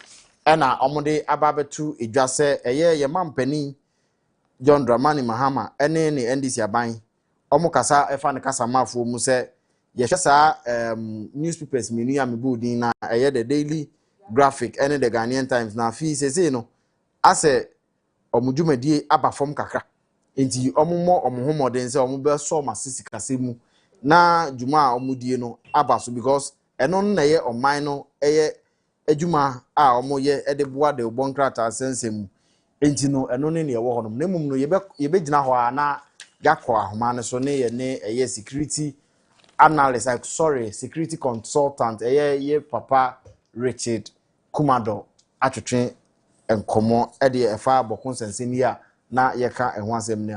Sir, good morning. Yeah, morning. Nampacho bokode. Go ahead. Yeda obade ase. Me pacho wo nansen yen ene yanti anka anso yete ya ne se boko nsensem asan esi. Na me pacho wo IGP nso atu anamo sanse yese opening trafie ma se bia sedua emfo okoye se okona one mpanifo akwa transna ne kasa emu ene wa hye omobo se se ebase ye fa amanfo in the Ghana Police Service na obe prioritize boko for no more ewo police wenim na your line is very faint. Your line is very faint. Me bacho otemenka ye is better, is much better now, but it's very faint. Okay, me bacho but yegusu ye ho adwuma na so no me say asem na me kan no ote. You can ask the question. Go ahead and ask the question. Yo me bacho ne me kan say ebra yete bokon sensem no IGP bo me ho na mo ekọ bisa question na yanko na ye bisa say so se mo kan ye so ehu hia na ehu hia so ben ena ede beba Ghana Police Service and security system. No, I think he provided a clarification. The word he was looking for, and the intention is a priority. Okay. And the priority means that one of the ways of the priority is recruitment. I mean, the recruitment process may be back closer to Boko. Okay. And that is one of the priority. And because clarification, no, the word actually there was what? Priority. And it is 1 before 2. Lay down your arms and I'll give you priority. So if you don't lay down your arms, I can't give you a priority. And see, that is what it is. But when it comes to the visit itself, Okoye has nothing to do with Okoye risk assessment. And the risk assessment indicated the challenges facing his men. And in Yama Ombehia. And so the protective gears or the safety tools which is very good. And the timing is very timely. And a very appropriate thing to do as the #1 police officer in this country. And see, that is what it is. As for the rest, we'll leave it for another day. Okay, Mate was you now. Ujidi say anamoya otuye ebetimi aboa ama ede the police people, this is their #1 police officer. So it gives them the motivation they needed, or the tools bromo, or the protective gears buyer, or the safety tools buyer. So for them, they are happy that #1 IGP visited them in the front line because maintaining law and order in the front line, I have very tricky kakra and I have very challenging amamu. And to have the IGP there at that time, it is the right thing to do. Oh, okay.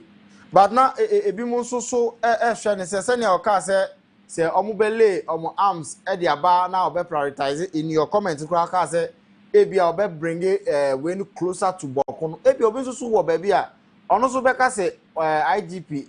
No, I'm saying he clarified the statement. He said, lay down your arms, and when it comes to recruitment, I'll give you a priority. The meaning of the word priority there is, I can bring the recruitment process closer to Boko. That is all it means. So who are the people saying what again? No amount 40 months as ebi na bebre na adwen yo mo say ebi a I'm just giving you the clarity. So will you take what I am saying or you go with what the people are saying?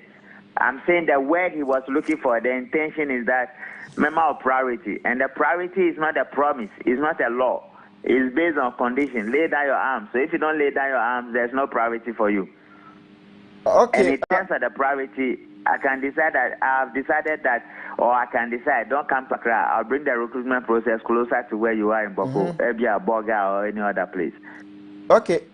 And you know, officer, Obi Bisa so though this is the first we are what to Ediako out on the #1 police officer our Ghana Police Service waiting akwa sra womu na other way round be anyone come maybe omo ye betimi asolve sa problem ni amicably ana.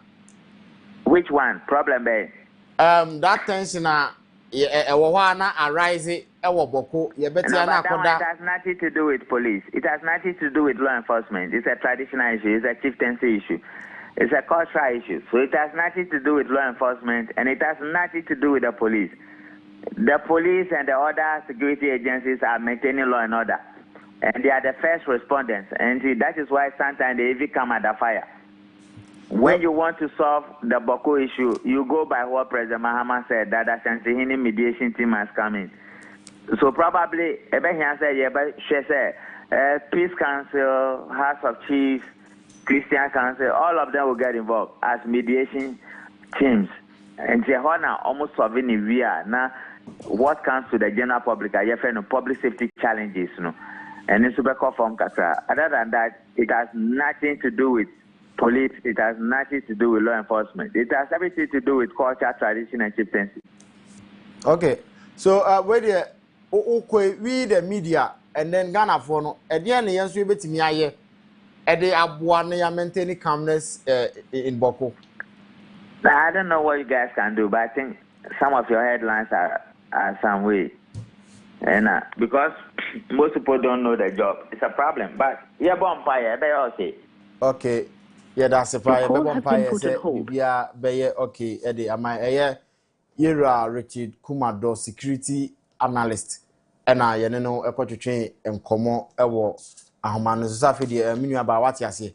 Ye say eye traditional we a ekoso ewo ye friend say Boko hono mo a dey sa entawantawa no aba si Ghana for we de mma ye nyina ye ntrance ne nyina ye kan abi we shouldn't politicize it. The mom sene a kan ye no mediation team otumfo ajebi dagbonde ne ye hunu se wayama asumdua aba. Enti no mo de som de mo nan bi si form na asundua a mo hwehwe no abam na miguso mano guso ewo the Ghanaian publisher page 2 na the Industrial and Commercial Workers Union of Ghana etutusro mampani de afa ne kasamafo so onyamfo philosopher so kwa chese omomoden se obesan ya so the Daily Graphic and then the Ghanaian Times obeso masene na omotimi agina say omo na omo ye oman no dia na say oman ne dia na so omudwumadi ekofom sana emwa emma ye friend say ye nde obon krata mu nsem no entimi entu empona ne mede sorry ewo the Ghanaian publisher no eso no page 3 na eho na ye de Asense out mrahye bedwani emfoni aba beto yewura intim fodwo Reverend intim fodwo ewense na se mo ne di ne sense mbaye na yeba yekọ parliament committee ahodo a yatete wo no ono na ye ranking member on interior and defense committee no the assembly aba betu edwa ese Boko nsensem ya ho no Mahama President Mahama emon ho mode so be man nan ayenti ntia na wa hwe na fe de ode ne magu kwam na asomdua ye bohu de rana ye pre se ebeba Boko no etimi akoso de amaye ntina no ene ensem a ye the daily the Ghanaian publisher de ebesomiye okoto a nsem ahodo bebre ka ho a obetimi anya na wakenkan bi ewo mu na yento aso ewo the chronicle cartel mu na ene quotation e ba ye Luke 17:1 Luke asempa 17 intitemu a edikan de no kan see Jesus said to his disciples things that cause problem to stumble are bound to come but woe to anyone through whom they come. Yo to aso na ensem nyina quotation nyina ekọ de ama IGP nsensem ya okay na ye ka ne chi na say sinti dia ne beba na nenam no so beba ne na onwie yo yate ni nyina akọ de ama Boko nsensem yi ni IGP nsensem na ye ma katafa etoso miensa okay na enrada na Ghana Mampanyi His Excellency John Dramani Mahama na o Techiman Bunu East Region okay na okoye program government fee Ghana project odidu Techiman enrada na odi sembi to just say afi bia afibia Ghana eye nkokɔ funa ye kra e di fi amafo ma so e di ba Ghana ani omo frɛ no wo fadampa mu na na okay ayo ebi ani na bi ne seo ne tio ye kra di ba ni na afibia no eye $400 million okay afibia ye kra $400 million and it is a shame to us okay it is a shame to Ghana for nyina say etimi kra ye $400 million enkoko ebere ne Ghana afibia esan say ya kasa ye de na wa ha say no ye ntimi enhweso yi enu emu nti no Ghana mampanyi His Excellency de niema bi ti say maize seeds fertilizers care track any tractors de koma institutions bi ti say Ghana Prison Service National Service Authority na omofa nhye yenkwi adwuma ni ye fa nhye yenkwi adwuma na enkoso na se de be ya se ne ye ka niema enam edifi abotuma ma ya yentimi enyen bi wa ha na ye ni de ya ye wo Ghana ha enumu no osan hye bo se obeye farm banks ana se land banks de ama se de be ya ye betimi de sa banks yi edi dwuma ye agri sector no sisi agri sector na ye won Ghana ye dua niema o na so ye first kan hyemunti no ama ase ye nyehye ye kokro bi ti se ye ko Ashanti regional enkro bi ti se be kwai ne ade no omo ye produce okọ na se ye ka se ye local rice Ghana rice ya ye dua wa ha ye che Ghana rice ni ye no abi ma ade a unka se Ghana rice na wedi very similar to omo so-called perfume rice na ye dey every year and then de krase ye no but se ye ntimi nya ne dodo mu na hu adwuma ye din ni nti no kakra bi na obetimi aye na odi bia ye seeds e de egu for the next planting season na kakra na obenya no waton and then ska ye first can ram ni nti omutimi nya ne dodo enti ye be se Ghana hanom ye ho osrepa wa hwe story out the buy ese afibia kukufusa yekra for over 4 million Ghana cedis over $400 million yes yekra edien ye de be ye be wi ase wabra okọ Bono region to be precise doma ehonum na minim okọ doma okọ obi poultry farm a masa enye asemketu o wenze esochen stadium bi park bi ye wo honum a omo yewi enjina omo ye friend say me pese mebo obi ni na akoya advert amano okọ obi farm a esu ana farmers ni nyina poultry farmers esu nyina ne say feed a omo de be ma eboa no ayede ne bo ayeden ebi omo so challenges a yen ye wo man Ghana mu hanom ne say wo wa na obi aseda ba beto atum se pese me nkuminyo se eyeden na opio se den yo o se hey Ghana ye wo bed flu asi ejine nkokọ nam se na ne yede ba no munim dodo a ebeba so ejino sa enema challenges we nyina no enke ni se enye afi na ewo se yetimide to ya no se ye ka e de akoye nim se ai ene ye best jai importation of we ye be jai importation of emwa we ye se bi onhwehwe ni matwam kra akodeda ye won sase ne ye won kokọ no so ubon sa akokọ gina wa nka me de minim se enka akokọ de obo ade enhihye yimu no se bia akokọ be ma fro akokọ ba na otukosua but ogina wa na pia wato ne ye de aba se eyewe ni ye ni age ho ne yakra ba de eyewe hwe no apapa program ya ye kwase mu a otete yi bebre na ohwe a obeka se eye abrochire ni akokra ba but eye Ghana rice yanya ye dia so eye reche ebe house ebe onwa se Ghana hanum na o yenye hu ninti okọ ba bi ti se avayime okọ ba bi ti se akuse okọ ba bi ti se esutware amanfo aye emufo o ekra omo ana omadua mu no na omawie no esan se Ghana ye wo adwin bi wo etim se Ghana niema enye na Ghana rice ena ne yakọ ena local rice ne yakane what rasa ne ase no won sa niema we mu nyina eka ho bi ene ye sori ane akwa nti ne se wo se omampani ana se minister bi ekogina ba bi se any ye bedi idea. Let's look at Nigeria for example. Oma bra esi yemfa foreign rice and mom country, and it is working. I don't think are they not a sovereign state? Are we also not a sovereign state?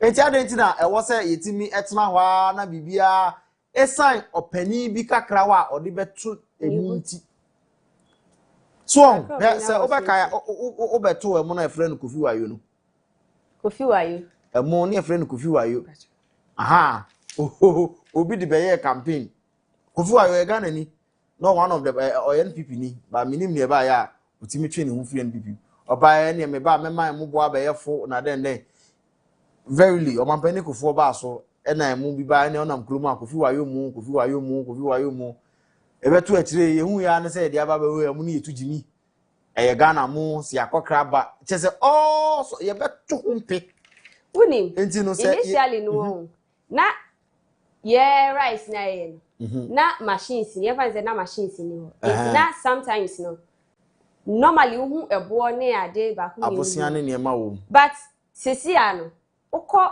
some of the villages na baby omudua mo na there are machines etimi sorted rice no eyi ebo ni na afi I can say for a fact say minim local rice ubedi 5 kg 50 kg ni na unhu ebo ba kokra o because now the technology about to the extent say omo atimi twa so eyi abani ni na efimu etimi ye ebo ni na efimi ti unya no in series unya no long grain unya no short grain na wanya nketenkete ne de omo de obra ye ni na biom there are machines like that internet say government me discuss sa na ema yimu eye local rice ye breeds na ye Ghana ha no there are a lot of farms ye betimi discuss ma eye enkoko nketenkete project for instance ye ubetimi afa poultry farm be miensa enaya isusu now what we discussion no more produce enkoko nketenkete bi then you can share it around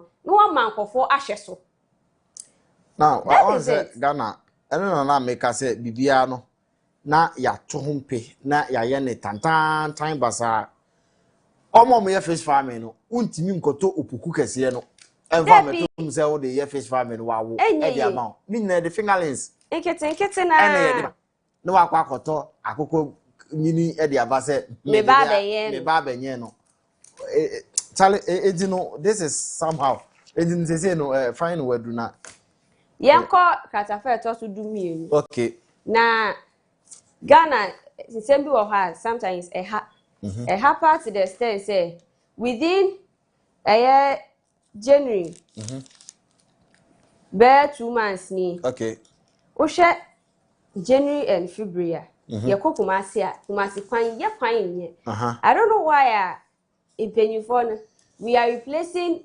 cemented roads with quota and asemu kumasi nipa 127 and etimi from January to February accident enkwa ka kwesi ankwa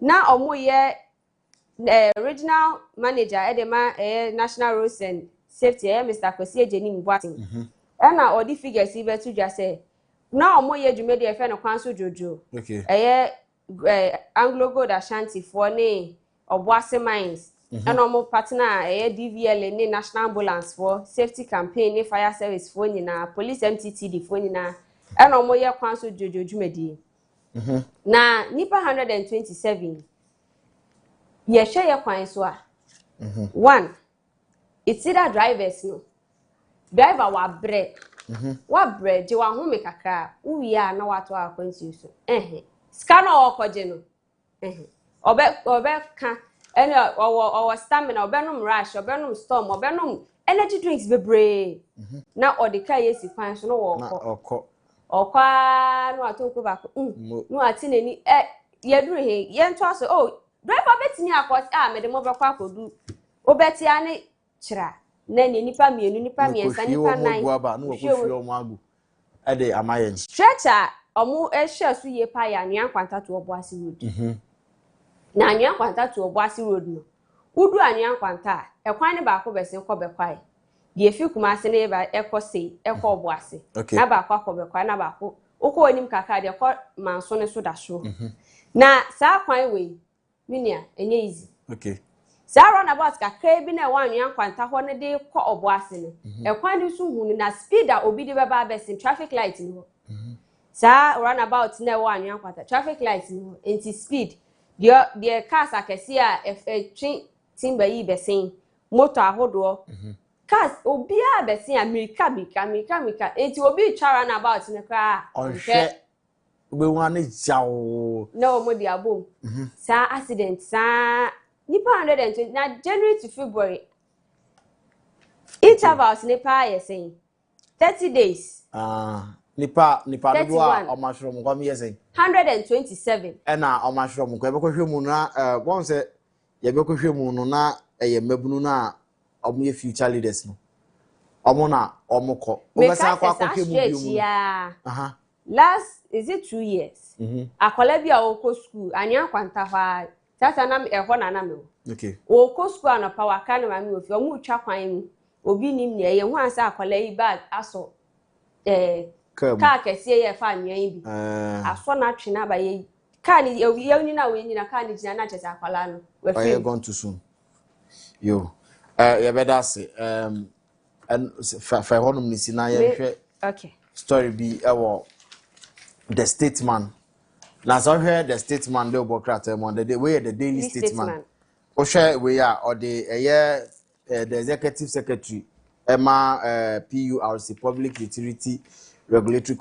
Commission omunfoni na ode atoso and that one say electricity tariff increased by 15% and also so ewo honum so na 15% so na ye de former Cocoa Board chairman Joseph Wine Edu emfoni so ababeto ase wa defend dwumadi a obaye a obedi na mom no yenko krata farm etoso miensa no na eho na former director eye okwanchefo pani ano hwe eye Ghana Health Services so eye yera Professor Juman Bedu Akosa ana ode ensembi etujo ode same we nyina ekotu dwa wo bra na University of Education Winneba eye public lecture bi ana okokasa wase na nka se emu no ode etudwa se eye multi party democracy ya ye ni age ese ye multi party na Ghana is a democratic country ni na nyina nkotew Alentia ose mfa mo papa bia mo Ghana emfa bibi papa bia ma Ghana hanom a ye sori ayewo multi party democracy or multi party democracy ejino bibi papa bia ni saka bibi papa bi wo mu a enkade ne besie se omampani aban bi beba so a obehye dwuma bi ase na ebia the term of office be expire anase obekwa election no walusu na ne dwuma a wa hyase se wo ye nyina ebe kan sensemu anu wo ho so what you say ni nyina e ka ho bi osan so ka se emra ahodo titiru no enko nanim obi ye bone sesi yi na okokasa na se bio na no pa anase deliberately o kan se mu bi ni ehwe na se ekoba afanu bi a obehu se afana ekoma omo no asori eta na ti se eyo se nyo na omu nyina abo na ti boy ye na chese omo na mo a omo ka enzemsenze no hwe a sa dwumadie etitiro ahodo a ye de bre o man Ghana anase multi party democracy system na ye de ye ni ade de boy ho asafo hine no o se no no de aba abebo Ghana brokra ama meboa Ghana ye dwumadie eno ne asemo a eye Professor Ajiman Bedu Akosa ede etudwa enti na mi bisa o na ame ye bibia amaye na eti military rule na say yenko de na yenko one party state ni bi wa ama mekire ne sa ne mum ne na o kire ne se e wosinka yetiminya se ne anopa na America no yetiminya national policy bi ede to wo se eda so ye ko ne sei oba we na obi aye to aso no afa so nti no se aso ampacho ni school dan ena me duru ba bi e ka moso no mantimi anya oba be boso painting why wo siesie mu na ye ko ye nim enye se maye asase kro na o school kro na ye sie no e de ama nipa kro na esan se enye me na me sha se nti me meto aso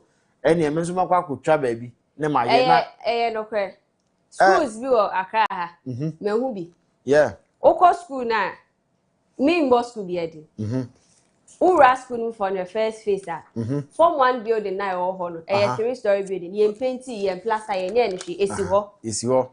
And I see other ones. Na ye President Mama initially the time we see another 3-story building. No so echi. No so si ho. Recent government e call ye NPP aba oba no. Uncompleted nenim. Wasan be si foforo a painti no nenim. Wa branka ye painti uncompleted na na ye ball windows ye bibi anka no. The we see ni short one aye to aso 2 but the way che no to aso 3 anka wo complete e no anka be se be more students than 2 na we see we ni mu no but obi a pese ye ka se o we ba ni se no be ye nti no o ma obi a pe ehwehwe ni mu ade o ma ja 3 no wo ho ama nsu obo no ma no se no abesi 2 e we ni eno ni o man bi a yetimu se Ghana a country called Ghana enti no hanom na the bonkrata mu boso no yedi esi ebusuya mo amode mo birthday ba nyina ya acknowledge nemum no due to some technical hitches nti ene no ye ntimi anye birthday nemum no miniminu aba ye nyina ye beka bo mamo bi odi ni birthday happy birthday na mechia eye Desmond Aka owura Desmond Aka papa yi odo na memory na no mene no ye kodo wenya na ye kobo adwuma ewodo wenya eye osi nidinde Mr. and Mrs. Desmond Ata awo do wenya omsi ye kasai omo TV ho a omo ehweye boss me ma wachi mawu ejo mo pi nyame enhira mawu eyira onti no ye de besi ha na ye twa ye hu taw ye ba ye be twetwe enkomo esanse fira no ye hunu se PURC for e de write up bi aba press release bi eba bontin so omo hwese ye beto ye nyinam ene ye ensuo ebu de akọ esoro sanso so na aboko ho nsensem ye di kan ni ebi mu edi nkomo ewo ho ye behwe kwan a ye befa so a ye de asundwie ebeba ye bedi ho nkomo nti benefo mienu na ebetena se ye yankasa ye nua Samuel Okan a o ye NDC youth NDC communication team member eba beka sanso so na chief Dudu onso so ye NPP communication team member ma be kan yensa ofidua mu hanom na afedie ya dwene Ghana wo ebusuya twen ne yebasisi a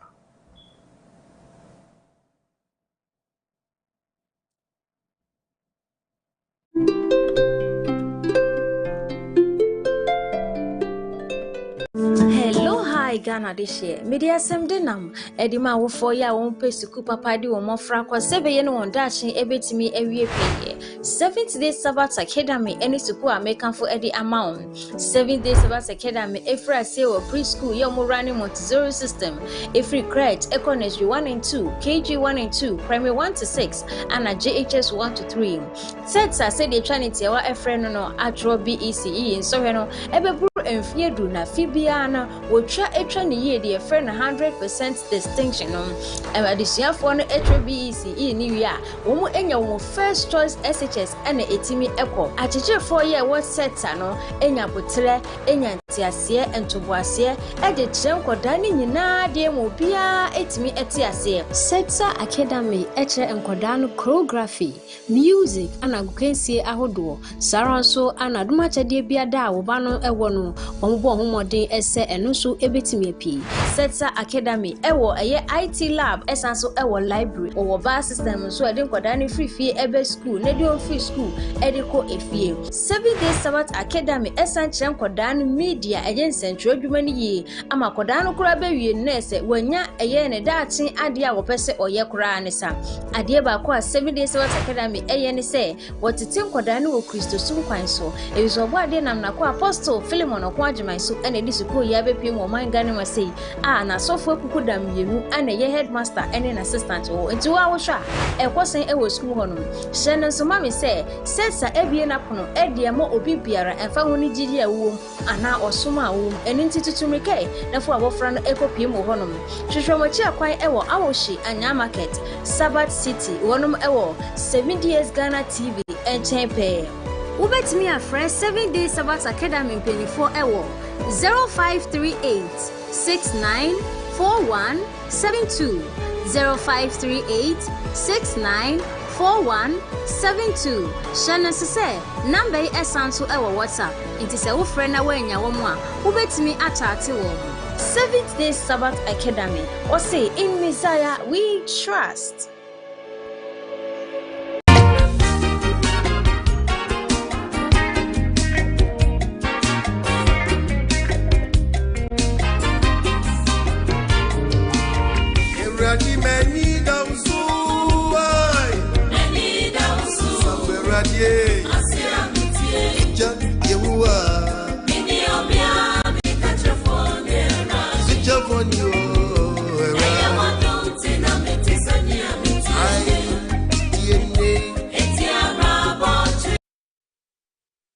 Yo abusuafo yesan ma ye ho akwaba biom de bagana man enkoso so mpenifo aye seated na eye chief dodu eye NDC communication NPP communication team member ewo Ablikuma Central baba beka yensa ye hwe ni mu se yenua be ma Samuel Okan so eye NDC communication team member ono so baba beka yensa na afede dwumade na o ma ye ne de ye ni chief dodu ena ehye enkomonase chief no fi anoyo juba Nimodro no fi anoyo juba ya na wo besi wo basia wo basia o nimodro mo na awanga otubulo eke meni ko wo fin si wo baba tu wo tu ye de mamu akwaba be no oke shibi na mu ke shibi na kai no di ye nto aso ma akwaba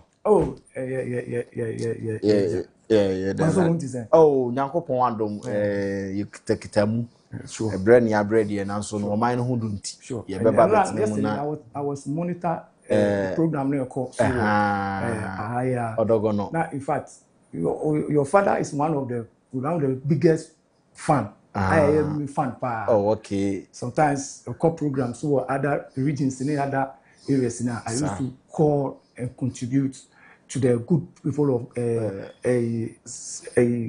Jumana or yes at services no the Magana for okay in fact why are the Panyankopon Shiran now on koso enye Jumadin Jumana or na Ghana for you born a person on koso tia papa and pay Apostle Cook Nyankopon Shiran papa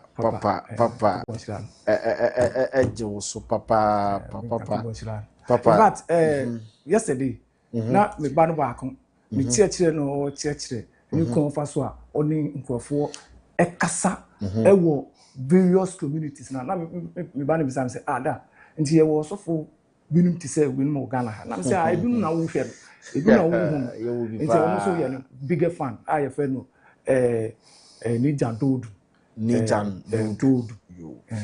Nijan okay we dey fast forward sure Friday ye dey yetete ye omani mu yanka bi hyemu ene hunu say press release bi free public utility regulatory commission aba eso mo hwe so mo be some adjustment in utility tariff being the water and the electricity so far ye dey Ghana hanom na yewo omo no mo hwe no mo hunu ne epa e dey aman no say na oti asia na adwene ho fa me da say mamintia T4 biom na mintia former PC Ablikuma Central Honorable Jefferson Kwame Nasaki senior commissioner na mintia secretary general secretary Justice Kimpon GFK but what so a leader so dana we can say we share MPP supporters former ministers former DCs former government appointee ubia can your pay say ubia e chere na dwen e fa lose na ye lose ye no fa to ba out we can say adwobre wu ubia fa the differences into on show kwan e be fa so a e be rebrand the party no na party na tumi agina na so e wo kwan bebre so in fact o kan asem na ni sha na but say ade bibia ye fom ama ubia ina say 10% about down yes 10% about down that some kan ni say obetumi criticize obetumi akansem but asem wo kan nyina kansem a eni nkoso ebebre party no eni wo amu a wo kansem no nti let me say asem wo kan amanfo so aba ama party ni no bia ti no ase ama ne me koso nti me dana se Yakobon shira eni kwan ofa so a then the one say mestre delegate constituency delegate police station delegate be amuje nyina amusha papa yi yes am man chance no ko bi na o ye campaign amana na se we nye campaign se me go ni di esro campaign okay esro campaign se ni awoka se ye nhwe na se yes amana me se ye nhwe ye man mandate enu no ye delegate for there but me na me kire okay why hwe jumedi a wo hwe a odi a ebeboa ama o man na tumpo na me tia adia Sefia Mohammed onu so Yakobon he say deputy national women organizer nso Yakobon shira na die dani so no Yakobon man embrem asema wo kei enkanya asema o sankle yedi hu nkomo nokre but the man titiriye ene kwan a ye be fa so man be tu anamo ewo mrakwan so na man na tumpon okay enu na Ghana fo nyina ehwe na ye pe para mammo nso ye wodi Ghana fo mamamfo na ebu man contract enti ade a ebema amamfo ho beto wo mo nso na wo se wo ye as a father but wodi bibia ye politics say wo edru baby na the reality will expose you because me kai when mo tu light bill no any water bill ono jumayefo aketu mo mutu nyina a ehye Ghana aban ase omudi abetu jase say na next month ye kom but we be kai a ye mampeni fansa na mekọ so him be say me record no straight yetio na atiefo na ahwefo nti APP ye baba abem 2009 na nyama akane ya ni buo no na ni bo ye din ba ka mampeni dada mama okay no ye candidate okay first in fact no ye president na omo sheda egma ye ko dun so 4 years se ne be ya omo be ma be hwia se be omo hwia Ghana fo ewo kofa ewo ni ama omo so omo kofa aba omo de be bua man ya nya light okay tino o say omo ye dey omo sheda equity omo sheda equity dun so okay for 4 years it omo hwia omo kofa ameli plant ni sa ni ama ni nyina bai emom ko parliament e kan so omo hia over $1 billion mo ni be share electricity mu se ne be Ghana for hu beto okay be papa iba ye okoji I am $1 billion ni ba e no ka che Ghana for nyina se who person who light mu to a realistic price let us say who be tua light and boy din because you see light enyo no control okay na answer no na NPP 209 answer na John Dramani Mahama be ba bem na electricity go tariff ya di Ghana for to the percentage I be afibia ya tu light mu Ghana for aje kunkufo eko 209 na odiaba 5%. Okay tamwa president aje kunkufo eko John Kufo yes odiaba 5%.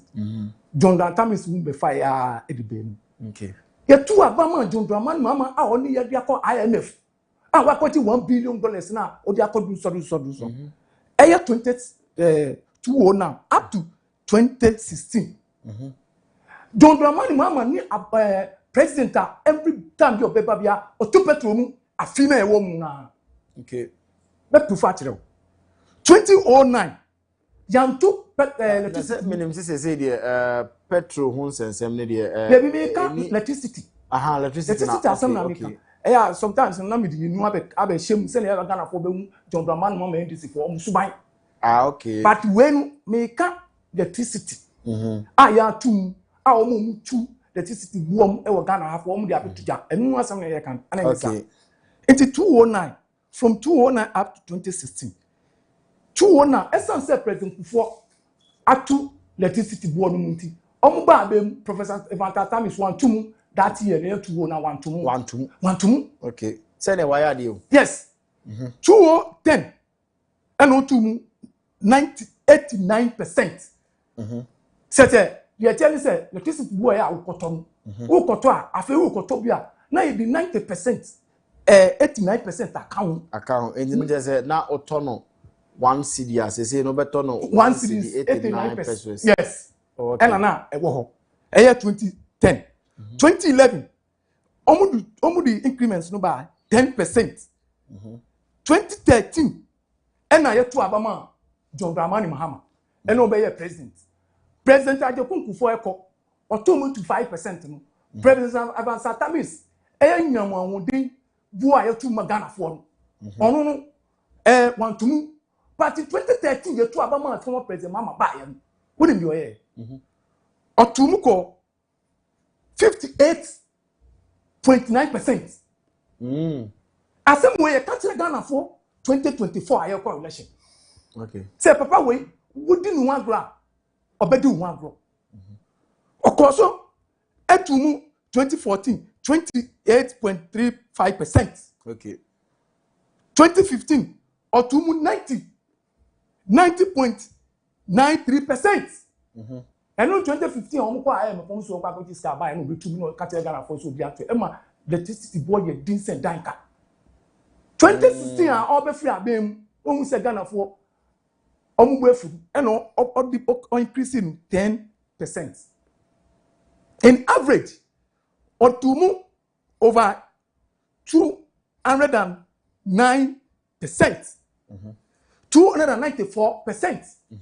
8 years John Dramani Mahama only 4 years na time is being na sa no mtu mu Ghana for. Okay. In average, you know, let's just have to be almost over 35% and almost come home. 35% and almost come home. Fast forward. Nana no dan Kufadu. Oba yem 2017 when two because of former president Mama when two more 10% into one to 2018 17.5%. And now osan 2020 obekaya sabe na covid aba one to even sabe lukwa or the electricity born to be Ghana for free okay. And water free 2021 one to 2022 one to 2023 and on to 51.2%. 2024 year able to have a year and only cause 6%. In average, you know, Osha na dankwa kufadu afubia 7%, 37%. Ufanu a month bia 7% and only Ghana for. Enti enyemi wonwa say your man penny onye di oye. Oko mokola me ba ha be kan ye kan wan sem bedu. Oko constituency se wa Ghana for nyina oko tokrom oko ghettos e ka che Ghana for na dankwa akufo do tin ye din. Wa ma electricity boy ye din. Iti Ghana for bre omo mu ye adwuma a se bio bisu etua om ka omo tumi twa electricity bill. Iti onu ba omo adwuma ye for omo aketia obetum over getting to something percent or kind. But me bo one say asemo a wo kan nyina e de ko no na ye hwe senator wa make some allegations bi I say NDC for and they do so by they intentionally created them so for them to your friend is saying sure to siphon money from Ghanaians sure and it was said that could $1 billion sure from IMF send a beya or move chase Canada ama omo so e di no upon ye wo kan nyina no me pese me hunu so conditions are na PURC for ejina so e de to e say omo de sa tariff increment e be upon sa conditions na what trans na hunu ye enu na me kire say first of all ma me ti dun so na ka so mo critique wa woni say IMF abeka say annually bia sa power producers company say onka no less than annual no less than 1 billion and an echo but was can one motor na echo and the minti correct meeting na me kan assembly because we know say SAS can call individual abotum ama aban kra abobiti sa contract in bi fast forward there will be some very intelligent question when him say Ghana ya him say sa electricity to mu water to mu edwumayɛfoɔ ntum ni nyinaa yɛhwɛ conditions a ɛwɔ hɔ ɛni bra ɔman mu ɛkɔ n'anim ahokyere ɛni nneɛma no nyinaa aban ɛfɛ mu aban enyumayɛfoɔ ɛdeɛ na wɔn betumi ayɛ nneɛma bi wɔ ɛkɔ soro ɛwɔ kurom na yɛhwɛ so no nyinaa de ato wɔn akatwi ana ɛnyɛ saa sɛnɛ bɛyɛ a wɔn nso wɔn bɛtɔ paraban ba yɛ wato edwumayɛfoɔ akatwi 10%. But set most of more time no mu ye bisa ba even po amount for complaining ya say cost of living no cost. Yes, sure. So you should give them a cost of living allowance and then you give them around 25%. Yes. Or so. But a hormone so most increase taxes. More increase tariffs and the rest. They will can 2020. In 2025, but it's almost about 25%. But what never told me about near a woman say PRC for no airban. Catcher say Omon Yom Sheso at the adjusted tariffs no. 4 variables and Omoshe. Near kind Omoshe the dollar, the cedi to dollar rate. 2 Omoshe ye inflationary rate. Never told you. 3 the electricity generation no 4 the cost of the natural gas and then they are citing examples cedi to dollar exchange rate that says dollar no kwana cost but we can't fault this government much. Sure. The reason being that afi normal but they inherited the economy from you people barely 3 months ni and I'm woofy. Agent say bibi say about their identity attribute to the mess that you people caused. Sure, that's it. Let us attribute. Yes, we are dealing with the issues. That is the issue at hand. We bet means what I say. Any amuna must say your mind. Emma, factors. Man, they can't catch it up. My fast and figures were said. None of black people for about 2016, 2017, electricity warm. 1 2 Sabre, not dollar. President before a dollar 1 series. And John Doman Mamma in this for only a call over 4.7. Okay. Who said, oh, as one can says Sabin, boyedy. You so boyedy. But 1 2 because Sebu, doing Ghana for when we said Ghana for whom better one. So 2 1. And none of make us someone can none of make us say, you have coalitions. Your mom penny out to say, Emma Ghana for you now said, and I don't put for 19 years. Not deliberately. What 2 electricity in what bill? What of send your bear, almost stand. If he almost ministers, me can say, about the same not for but almost himself, as someone who can up periods for attribute to point and you may have for almost 2 electricity, send about electricity for months, almost you may dear, a book in Mamma Ghana for, run between us every Ghana for a year, and what point almost for post having lost his get some when you are coming album. But your mom penny that John Raman Mamma is so many Sadian. Nobody politics say, you're teenage, now you sit down for. But some the economy share monsa for 8 good years. Yeah, the share monsa for 8 good years. As a monk and a month to near my year. It is anka moto near my year, and a near my bar for one. Don't you expect, say, enka think, say, enka sign my win because 1. Yeah, share. Let's go by the exchange rate. Fine, exchange rate is equal to cost run by a 3 way 8 years in power. Yeah, share generation. How many kilowatts? And I'm also going to become one. Oh, yeah, the Bible have come. Yeah, share generation. I'm going to buy. Omono anya krano. This government, previous one now will come once. Omo the car power. Ebe boa ye. The buidam. And so ebe support the generation. Ye de ekoye ye nim.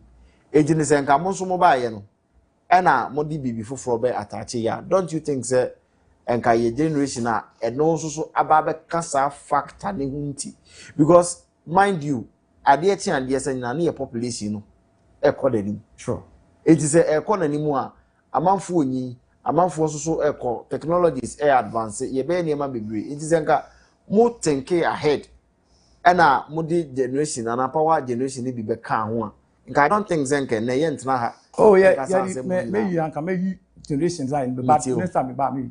You are coming in a room. That's how it is. Sure. But the reality is say, which has statistics in fast and figures in a media among although none done what ever so a bem a Ghana for electricity for which is it did. Oh yeah. When you come to incrementation, what having you talk about the dollar and CDA, $60 no acquiring sense CD. You're doing life for time. Massa wedding yet me at so my Ghana for Ghana form to warm. But I'm talking about the politicized in these institutions are said you debia Ghana form to now you can't copy me a better. No some can. But if the former president Mama knew in this so yeah man or one cassa the money at Ghana for say, look, what to Abama John and another Fado. One mismanage the economy to the extent said the TCT was a why you move to talk. Mutumi tua light bill, mutumi tua water bill. It's me ba. Make sure say make it so. That's what I'm saying. But two parties but see, can be a record solution say clearly. We are able to manage the electricity more than the NDC. Yet you can power and saying the buy you're managing very well. You're managing very well. I can say I'm no say you won't say you're doing something so. Sure, you do something so because we are able to manage what you left. It was going back now just you need to manage well. Not gonna for one to not electricity board, 1 or 2 at one faculty 10%, 1 or 2 electricity 14%. What do you think say Ghana for Amuguso Jojo, Safi no more at the aqua. So test what is. Test what is. Because you see, what didn't show position. But maybe no near menti was here and say, Mona, Mufis ko yenche you 3 months in and ya fin of penny is it last month? Yes, sure. Any a day budget between that, right? Yes. And the budget look around so no, I feel ni idea to more, ye babe, yes, our disbursement and everything.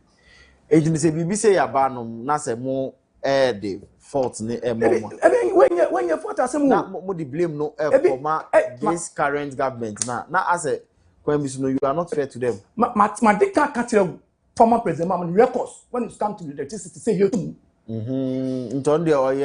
Record order. That's not how it is. Okay. It's the air can go on to Ghana for. Okay. On no Ghana for. Now aban you to Abama woman. Who share to rem no the Ghana for air share any idea of between Yaman Ghana between. All the institutions be brave or what? Aban by where did you profit? Pamu crofwe for you. One man, Oma Cotrans, which military, defense, perform waving our moon, are buying, do more than say 20 years, 15 years, 20 years, 25 years out. When it comes to the sub regions, thing, I buy by what you woman in every home. So, what's your son? If I am before I catch up saying for 4 years, come woman in our Sikani also the brab on family you. So, some young men attribute to your mum penny, John Dramani, Mamma, and NDC for in that down that Ghana for.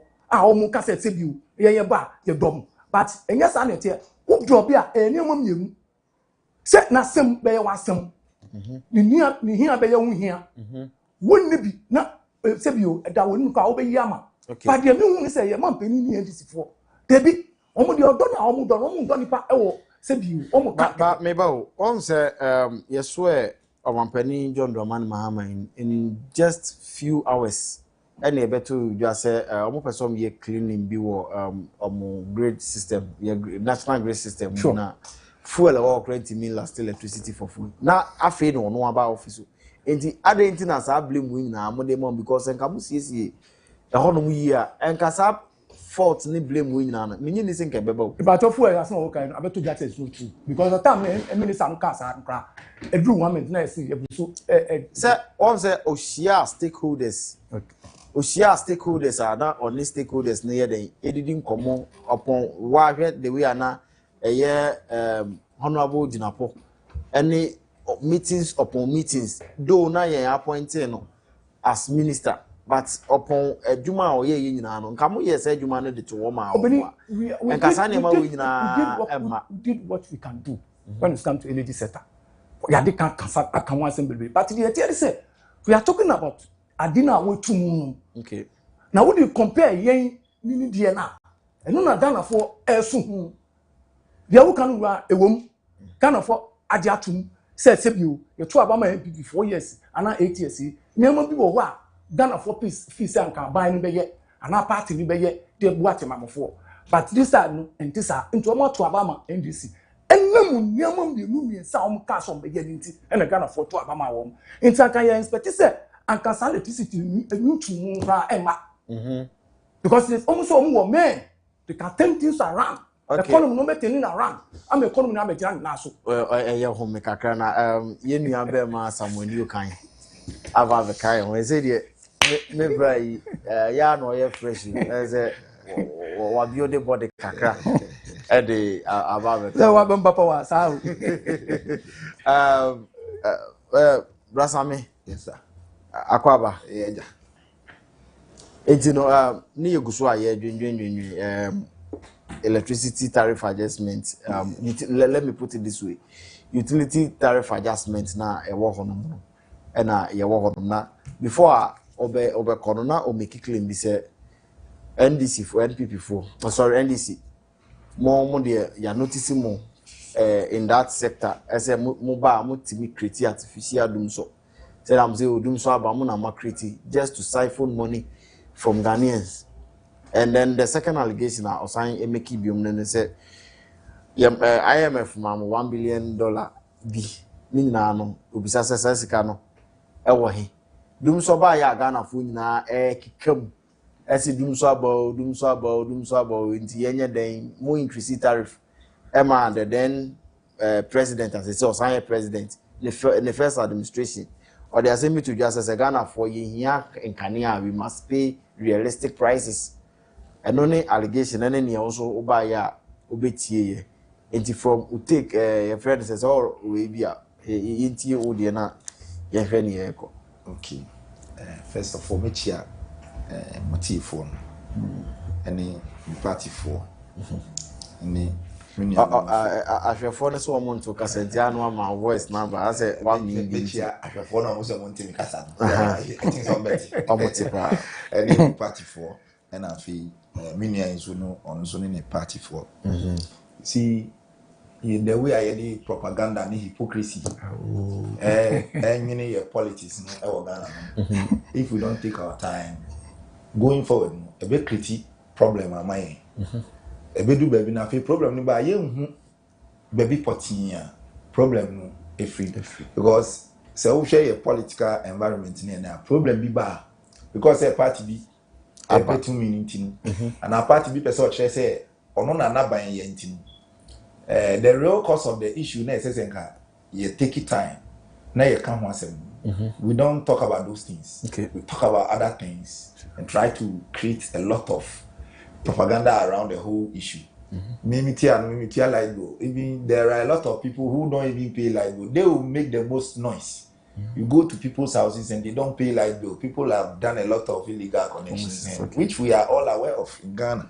Because ECG is a company. There was a time now soldier for put a bomb now. Mass disconnection and digital light bill near the other. There is a company that is in financial crisis, and my brother sitting down here, he is aware. You see, sir, a Canada, whichever party in power, a BBA. As part of their IMF agreement and conditionalities, they agreed, say every quarterly on better electricity bill. Inti Samsung na say into Muna ba. Inti mean say abwambi na waba beden waba betu for no reason. We should rather be looking at say as a country. Then financial institution be baby. And no be regulate and now or no near agreement or the bema is no sooner utility bills and no sooner and those are the main issues that we should be talking about. Okay, why is government unable to subsidize some of these things? Because sadly we are here say and say government not to move and I say IMF conditionalities na ama price no a riser. This is the time we need government. Anka obetimi abemwaka say okay indeed as I said namutia but because of the current economic situations nyama boy dey need sani money government abemu absorb sa ekaketwa na aba na iden ama But because of the financial crisis we face as a country, government is unable to come in to support the customers to pay some of these things. It is hypocritical. Almost so there are some components a wire billing system this one say you free so gebetimi abwa ama electricity bill na ye to we no akọ a form e dey amaye union MPP4 Ghana for na can because they say munamo power manfo ka say senka mutimi saa enyemana because previous government the same thing similar thing happened say yin say netie every quarter bia no ye be adjust ye tariff system no na yetimi amawe but a drew so na as say more ni opposition na munni power, you become more Ghanaians than the party in power as a move bear with them more. But the moment I'm then everything changes. That question is a legitimate question. In fact, it's a right question that any rational person but we shouldn't forget. We should also try to appreciate and commend government for even abolishing e-levy. Do you get my point? If e-levy has been there, e-levy no, and one component on the bill, on the electricity tariff. Mami show baby. Sure. Osi ebi wo ho no mo wanga sa wo kan wanga say yin nyina o. Senke yetimi component bi fi wo man here. Government MPP government should have been able to scrap ESLA because it was one of the financial initiatives the previous Mahama administration introduced that they, the MPP themselves, they called it a nuisance tax.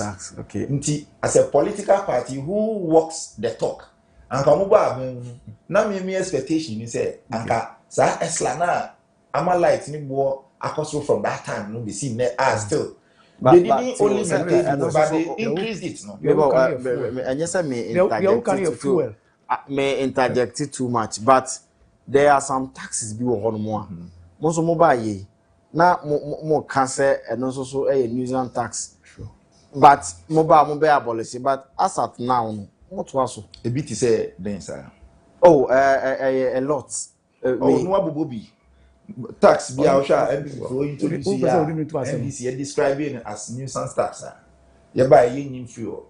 Even the COVID levy that they impose on us as a result of we enjoying free water and free light for 3 months, and we have paid for it for more than years. President, or I'll say that government is putting measures in place to scrap it. I don't know scrap it. Yes, because e-levy, COVID levy has been part of collateral where loans. So you can, you cannot scrap it just like that. You understand? Until you scrap it, until you are able to initiate another source of revenue, a bit in cover financial loophole now, create scrap here. You cannot just scrap it. But the ones that we know that from the one, its imposition has been useless and needless. Government has has already scrapped it. You understand? So we should even blame the previous government for taking us to IMF and agreeing on some of these things. You get my point? Rather than being hypocritical about the whole issue, for it to look as if the new Mohammed's administration is imposing high tariffs on customers and all that. To me, I don't agree with that statement. Right now, as we are sitting here, the SSAN said, as a country, what can we do to enable government to subsidize some of these things? What can we do to have a reduced electricity tariff? What can we do to have a reduced cost of living? Look, Ghana, until we have that kind of financial liberty, until we have that kind of financial freedom, until we have that kind of autonomy, unless we are able to move from taxation to production. And that is one of the reasons why I was very happy when Nana Adonango Akufo-Addo won the 2016 elections. Because on one of his campaign promises, Obe making sure that Ghana will move from taxation to production. What does it mean? It means baby Ghana yenya yesika free yesika do na at least he made some moves. So move by now I need to know they one district one factory. So you move be and now but where saw the one district one factory by. So the buyer, your best on you. And make but in to say or the one they say there be or the buyer. Okay. So the buyer has one farmer after for the purposes of education, a be buyer. One district, one factory. I can say I can talk on authority. I say Oko Nanabing, a Kunfi Nanabing, Ekufu juice. I have been at the factory before, and then still now even President Mahama, the Thanksgiving service. Any eku juice not teacher wo honors your friends refreshment or the buy. Yes. Which is the product of to promote consumer. But it is the initiative of what one district one factory and memoir. Sure. It is say or start here. And most of my bay ye say ye better so factories ni bia na a war at least they made something about it. Me, nobody can convince me. And me understand for me to me convince. Say me make say Matthias here cry me system. And yes, say okay. Me make say one district one factory was a policy. In fact, it was a nice policy introduced by the MPP government or the MPP as a political party. But when they came into government, they didn't implement it. Okay. Why? The idea behind the implementation of one district, one factory, and say, Ghana, we are a resource-based country, like we what do you call it? Raw materials. We are a raw material production country. So the idea is that you have BCC factories across all our districts. Now raw materials now you produce locally near the feed those factories. That one is different from you giving stimulus packages to companies that have existed for over 50 years. A company like Unilever now command a stimulus package. Now could continue one who can be white. Now throw one district, one effort. To me, you are insulting me because that stimulus package thing, it is something that has been there. But let's come back to the electricity. So now, before government will be able to subsidize some of these things, as a country, we should be able to move from taxation to production. Look, if we make our main source of revenue, our main source of revenue generation to be taxer, then make a tax regardless the party in power. So I think we should support the new government and then his style of administration or the other one, moving Ghana from taxation to production. And you can see, government is looking at expanding the economy through the 24-hour policy. Government is looking at expanding the economy through agriculture. Okay. You see, one thing for being kosher form and now I say no agriculture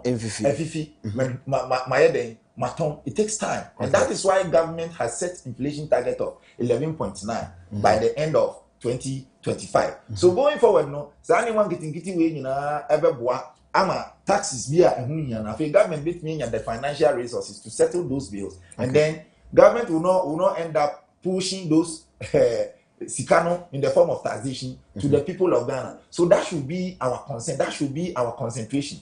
But to go and agree for a previous government to go and agree on something, and then another government comes in, or another party wins power, and then the implementation is still going on. And then for that same party who went to agree on that thing, you come and sit here and blame the new administration for increasing electricity tariffs. To me, me only say it's not really right. Look, let us look at the water aspect too.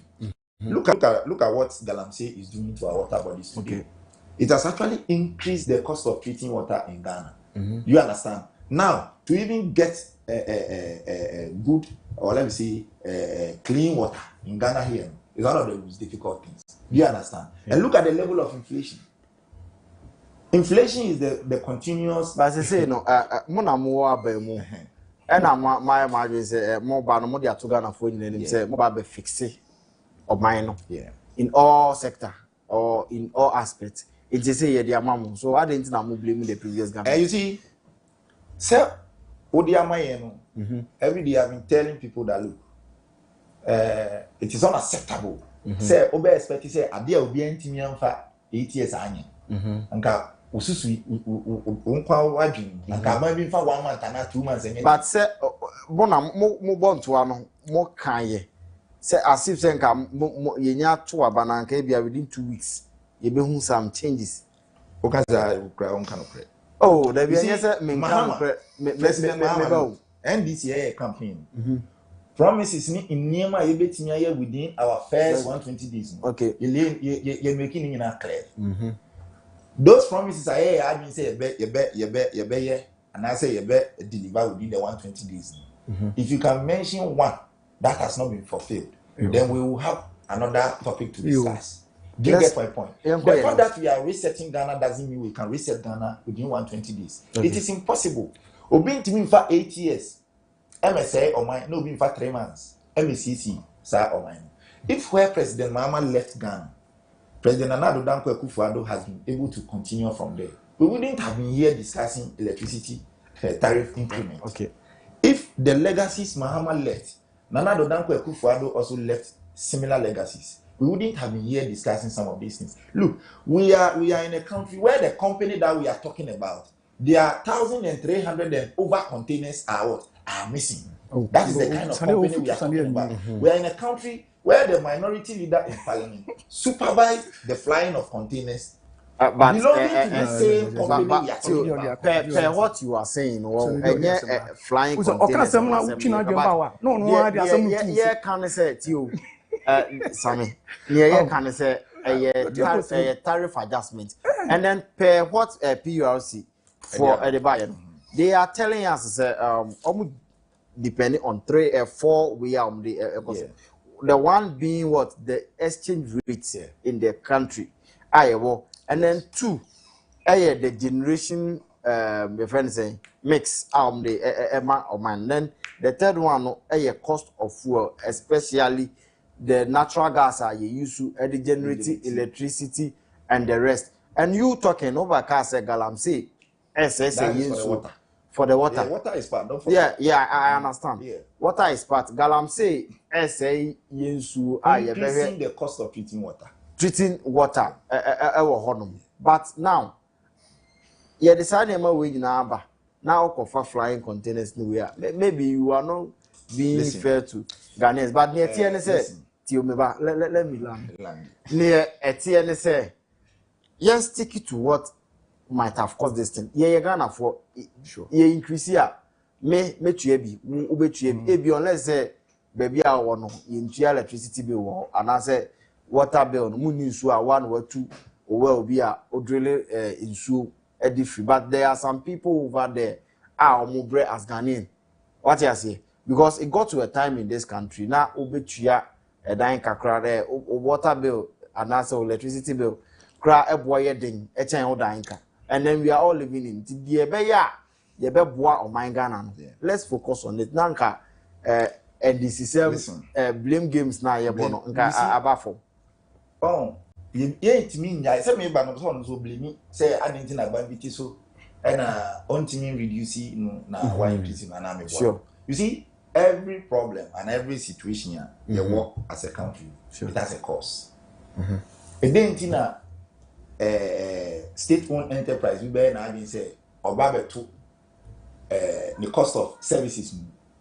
Not just say look, and what I'm trying to say is that these state-owned enterprises, these are enterprises that due to corruption they don't make profit. They are always running at losses. Do you understand? Anything that with these flying containers in issue near them. You don't expect a company that has lost over 10 billion plus Ghana cedis to corruption to be reducing tariffs by this time. When you do that, you are economically being biased. Okay. You don't expect a container just because one party, one power, and the party promise people say, when I come, I'm going to make sure. No, until we are able to recover the looted resources now, NIPAB, as whether they are NDC people or they are NPP people, until we are able to recover the looted resources now, no company, no state-owned enterprise in Ghana here can stand financially and say that. We understand. We understand what you are saying perfectly. But the okay, let me ask you one question.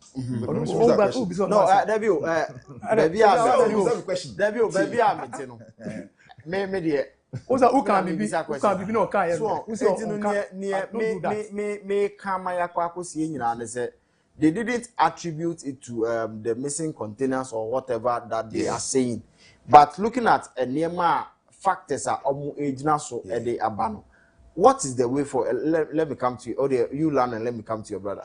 What is the way forward that on some specific reasons in here? Sure. Yes. The members committee has said ECG is a state-owned enterprise.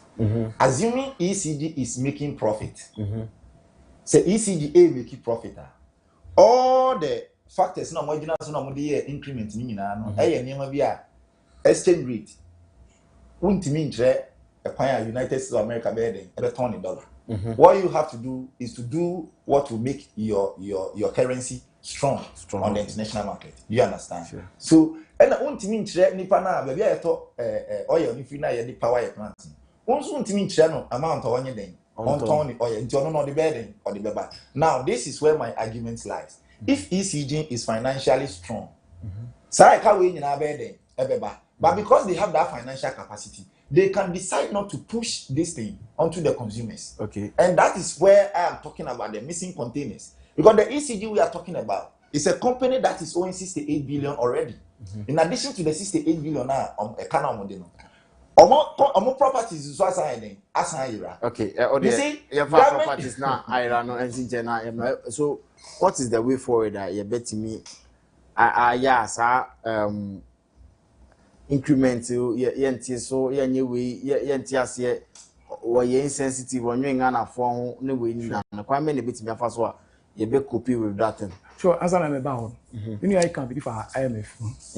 IMF nyama be fa ne so ko tiska wo ho a nyama mbe kasa se bi wo be nya ana wo be ye ansa na se bi wo betumi o ba hihye economy aye ye ba 2017 no makwa IMF akodi low madikaka but the not don't kwaku fan amoma freeze public say you fan for nurses police for teacher for any sebu enyume wo Ghana ha nyina wo be fa teacher ni just obi call retirement ana obi tupan ana obi yare wo be fa nurse ni enu su saa but we were able to negotiate with the IMF because we won crofo a say we have a man ometumi an negotiate saa tie no se no mo yi saa nyama ni nyina free enu na emu a ye introduce free education ye di baye un say waka one district one factory one district one factory ye un say bio o say nyama na ye dua wo man mu na ye mom ye for bi kwa manoni ye nyama ni scan ye fast economy no grow it is a way capital expenditure what the budget about no capital expenditure no is not stayed with the nyama ebema industries ni wo mo ye business wa betumi aye nyama wo akwa manoni na koton no mu discover but economy grow. Economy grow because capital expenditure no no be economy no eno no tie say dey tell say aban says come more aban spending more I demand jumayefo road contractors farmers omo pese omo ye adwuma e wo me ma me bon aban ma omo ska no mo so mo ska na she economy back it is say an so we na kasa na sika wo dia ko presidency over 2.7 billion without a single capital expenditure e dey na we Ghana for yes, that's one it. Into your can say I'm a say me catch that say when you me this for on watch your book. Him no on ba no me bie back no ma kan him back. A blue so on that back going forward. Yes. Oh, dear Matthias. Going forward no. Going forward. Going forward. Me can be big. That's the best way to go. Say you make sure say your institutions near will have more. You be power. No more ayi ojuma.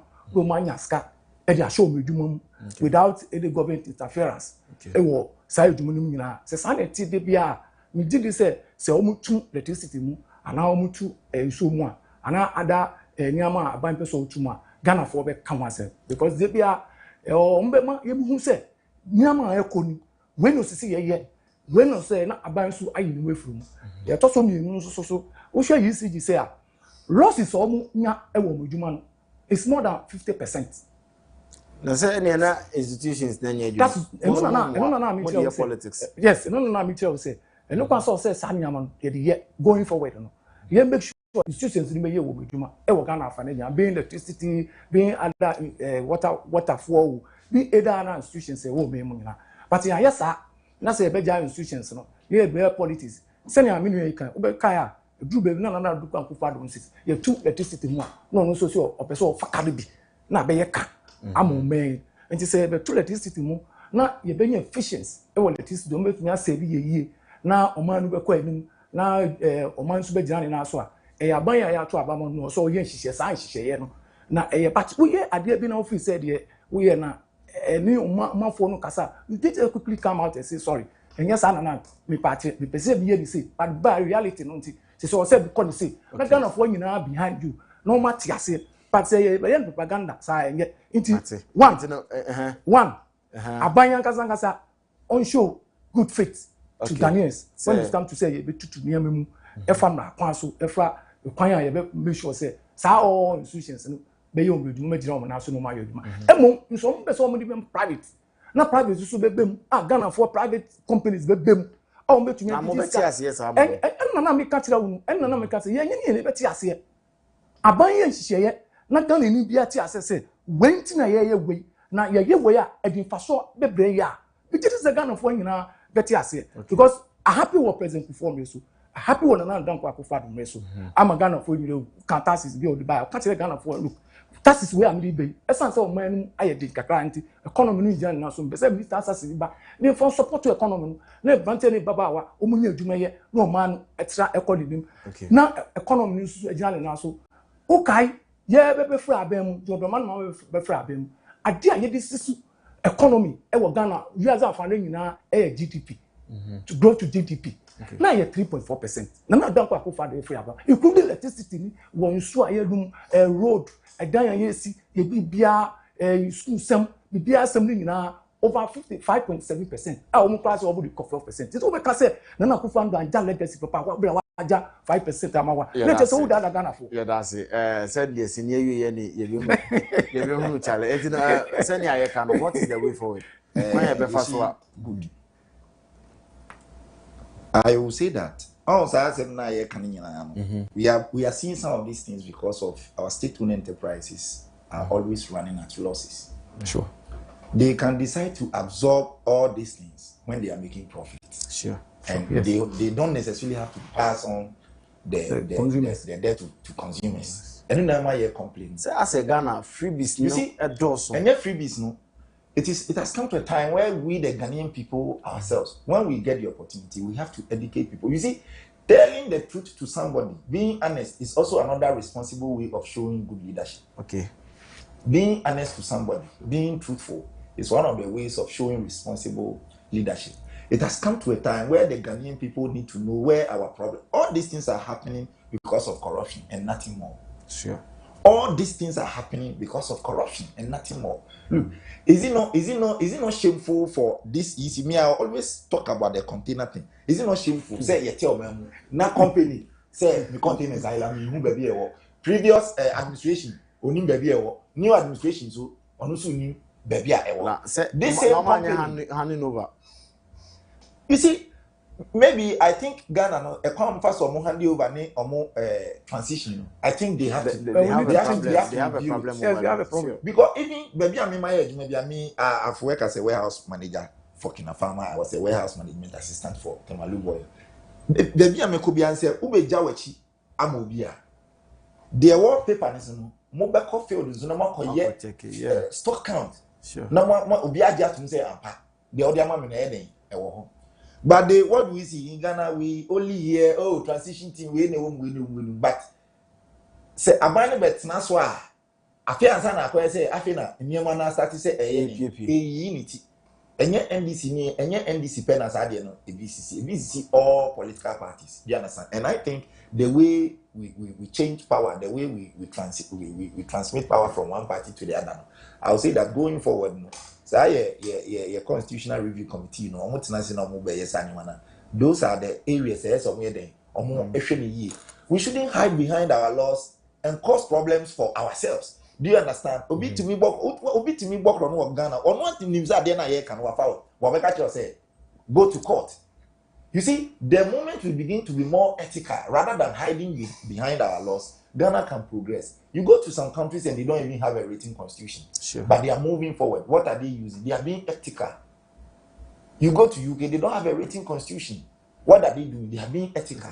Do you understand? But come to Ghana, nipa ni nimsa de no wa ye pa ba we ka se enye den. Yen court ni. So going forward, I think say we need to educate the Ghanaian people to support government. We have to fight corruption. We have to make sure corruption is minimized, if not eliminated. It will be very difficult for you to eliminate corruption in any country. Sure. But the minimization, it is possible. We have to minimize corruption. When corruption is minimized, I tell you, we will not come and sit here and talk about some of these things. We will come and sit here and talk about possibilities. Ghana politics, we are always talking about problems. We don't talk about possibilities. And it is a worrying situation. Do you understand? This thing that we are talking about, Obi, Bibi Nesi, Intinama, and Anka ECG as a company. Look at the time ECG started operating. That mindset now, it was a state-owned enterprises are not supposed to make profit. It is a lie. They have to make profit. Why are they there? Even though they are supposed to offer essential services to the people of Ghana, but at least they have to make profit. Because at the end of the day, they have to pay their staff. We have other institutions. At the end of the day, they have to generate money for government to undertake developmental projects. Sure. It's not every day that we have to go for loan to cushion some of these state-owned enterprises. Okay. You see, if we are unable to fight corruption, if we are unable to deal with the issues the way we are supposed to deal with the issues as citizens, and we do it MPP and NDC, I tell you, I'm discussing some of these things. So I will say that new government, three mupose Obama will be a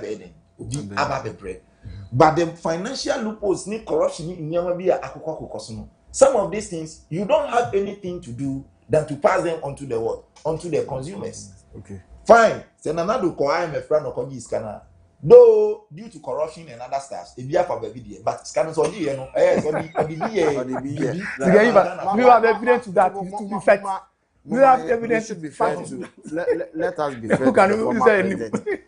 Okoje or the say be afa baby there. Oh, say you know, no, please. Who can okay. The fact no say Okoje and scan or the baby magana.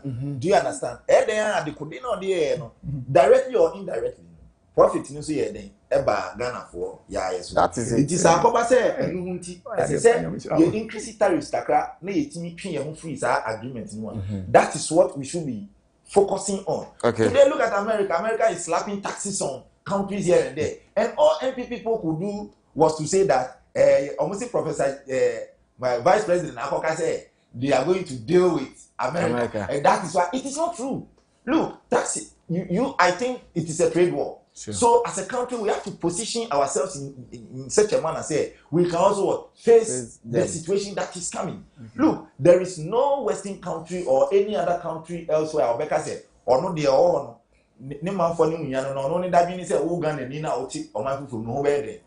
every country needs your weakness so that they will capitalize on it, make profit, and then go their way. Okay. So as a country going forward, now say that. I will not say it is as a result of poor administration of the new government, but I will blame it on the previous government. But going forward, we shouldn't take it political. We should take it as a national issue and then deal with it holistically. Now going forward, the issue can ever first one. So problems we know, Emma facing or mine. Yeah, that is what I can say. Thank you very much. We are the pa. We are the pa. So competent man. We you forgot to have so. We are here to educate Ghanaians. Abusia yegusua esi enkonya asemo aye kan se wa adwinchire bi via text message and answer WhatsApp abet media for 0545771646 sanso so and answer all the fire in Facebook and your Twitter and YouTube channels na 7DSG TV. Or the fire so a bit me. I can add the amount quickly. Let's move to Boko. Recently, near Titi, that was last Friday. Near Titi, even and when you make crano, we had said two police officers, ya bomb two, ya koma near my cost or Boko no. And yet we were there. Then, as the first police officer or Ghana Police Service now. That is COP Tete Yohunu. And so a cohonum just to assess the situation over there and then calm tensions around. In his speech, and Obeka said, your friend say, Obe prioritize Boko when it comes to recruitment into the Ghana Police Service.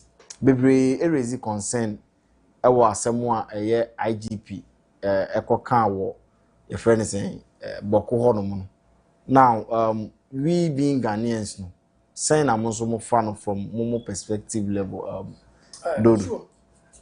Sir, asensem with ya sema hapa na enu kan so say yeri amandusem debi but the mechanic said Seboko for over 100 years ago when you trace the history behind sao omu tokwa na omu kono I don't think say we need to continue to do this thing say e hwe kwan be fa so a aso man no e be make sure say sani am nyina e be yefi okay emboa mo man enkokan.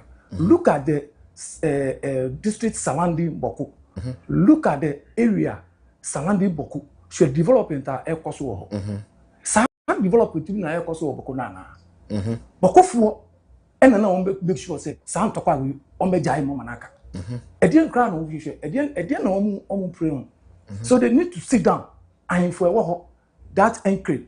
Any Boko youth associations say any civil society groups ewo omo nyina ntrasi no come tibo no mo hwe the way person say bi o meye ama asundua ba ho me kai na dan kwa kufu Dubai there was a law or the core parliament or the Mami core parliament e mistake clear say we na oyo hini we na oyo hini these are the issues na say o ka asem no you told us not politicize it but Debbie anka metumi akọ back to the former president Mama say mo kai na me abesi no so but I don't want to go there.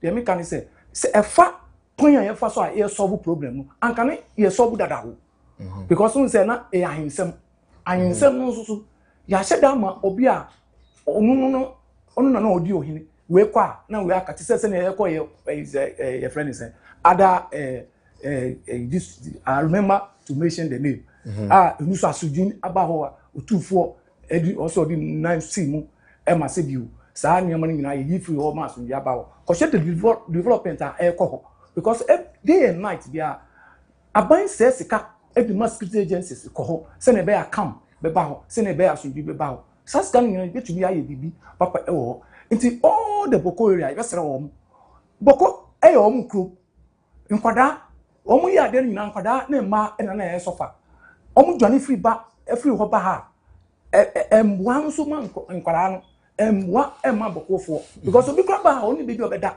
na be ya sudie amomei until we need to take politics out of this thing na e be go straight to the point say ye we a we did say ebeboa ma sudie na ba until programs and policies ye di kopoku a ebeboa ma sa kukukuku and almost about nipa be say 30 say and I don't know say ba nsa wa bra nyina ye Ghana fo abia nyina ye pese Boko enya ntuma pa fra when it comes to nyama ehia ewo ho so eno movement ni bi na IGP etu ana yes IGP asem there in fact na miti ya na ntina I don't want to go there ntina the oye there wasa asem no kra ne asem na ade impato we say IGP no fa microphone with me ewa police ye won institutions a ewo Ghana police ase a omu fa microphone competent a obi wo wie sukun a se bi wo be call na interview na wa call training who qualifier na fa na unu ya she police mu what baby a say we Ukraine o we are Ukraine o ye security analyst bi ekasa anopai no me yeti ase say o say e priority no kan nye say by force we no clarify asam can a very huge statement I say obetimi yakase obi a say ye recruitment process because it's not on IDP is not on your honor because who kasa na say me friend say your resolve program to the you fa info among for chance o ma kan sem no wi na ade ati na youth e wo Boko refer say wo so be pay eduma mai eduma no wunya ya what do you think say pastor ani be san babiu you enti akandia IDP kan also ohwani so be hwama kan ma ba ho na sudunya ba ho so person wo fa microphone cry wo kwan ya fa so a ye fa because police for microphone o mo kan say Bokofo ini ye fa wo obetumi afọ Bokofo over 6,000 over 70,000 and over 15,000 but for we don't do that but in 24 ye best rewo se nyama sa ba omo hwe the way a communicate a omo be man krofo na krofo ho akoma be to wom okay high force sa sika na ye se nyina wo nyina se nye ntokwa na omo kuna aka kwa fe kwa na obenya industries they say 3 and 4 wa bra obi ntumi ko police ko ye duma okay nti me de mesre bokofo me na mo fidie so esre wo ye nua ne mo ho me papa nua bi wo ho a oni sisa wa dwani aba akra nti besre wo omo form differences no entum change no mo kambo no man enkoy no I think say omo say omo frese utufo enusu mfa na nutu ye beba e wono ni okan Moko people they have to be very careful. Omo yama children president me bofu omo. You see Saboko issue in as much as it has a political connection or whatever it is time that we tell the Boko people themselves that they have to lay their tools down. Sure. No government will bring you development when you are fighting. Sure. No government will spend resources on developing your communities for you when you are fighting, when you are burning houses and other things. Government is being say at the end of what are they fighting over? Yeah. Look, c'est pas mieux nous na third party kopata. Na se sa nipa mieux no mo kunu. Omo nti omo hwate a ntokwa ne tela na empata ai. Okay. Se sa strategy ni betia yi a anka boko issue we anka asolve dada. Court akabi. Anfa. Civil society organizations bebre akoho anfa. Look, so one kasa nti omo ase say no. They no. You see what they are doing if they don't take time, they will end up creating another version of their own, like a version of these people. These people currently fighting, I'll say that they are a version of senior brothers and I say forefathers because it is a fight that our dad. Okay. It is somewhere in a almost create a version of their own kind. And it will affect your own community. Me untimi say ukro no na o ma emefa mo mi won sake na o pan sake na nya ukro ye twima o it will not be possible because yenso ma be free sake na ma ba betina tv e mi kro nti e na meti ha say e be ya me area meti no ahun to be den e be ba ho asumje be ba o government development be ba nti na me de me wan share politics. Okay. And that is how you should be thinking as a young man, as a young woman. What can I do to develop my community? What can I do in education? Because you people, you are there. Some of your children, yeah, bush. But instead of going to school, I have been there before. How do we get our children into schools? How do we make sure that they have to conscientize themselves with thoughts of peace? As I saw one person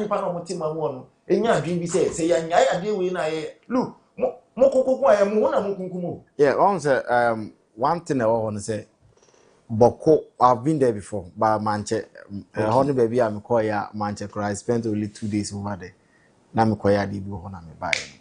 Who's a honey one time? Almost share border with 2 countries. Yes. The Togo and then Burkina Faso.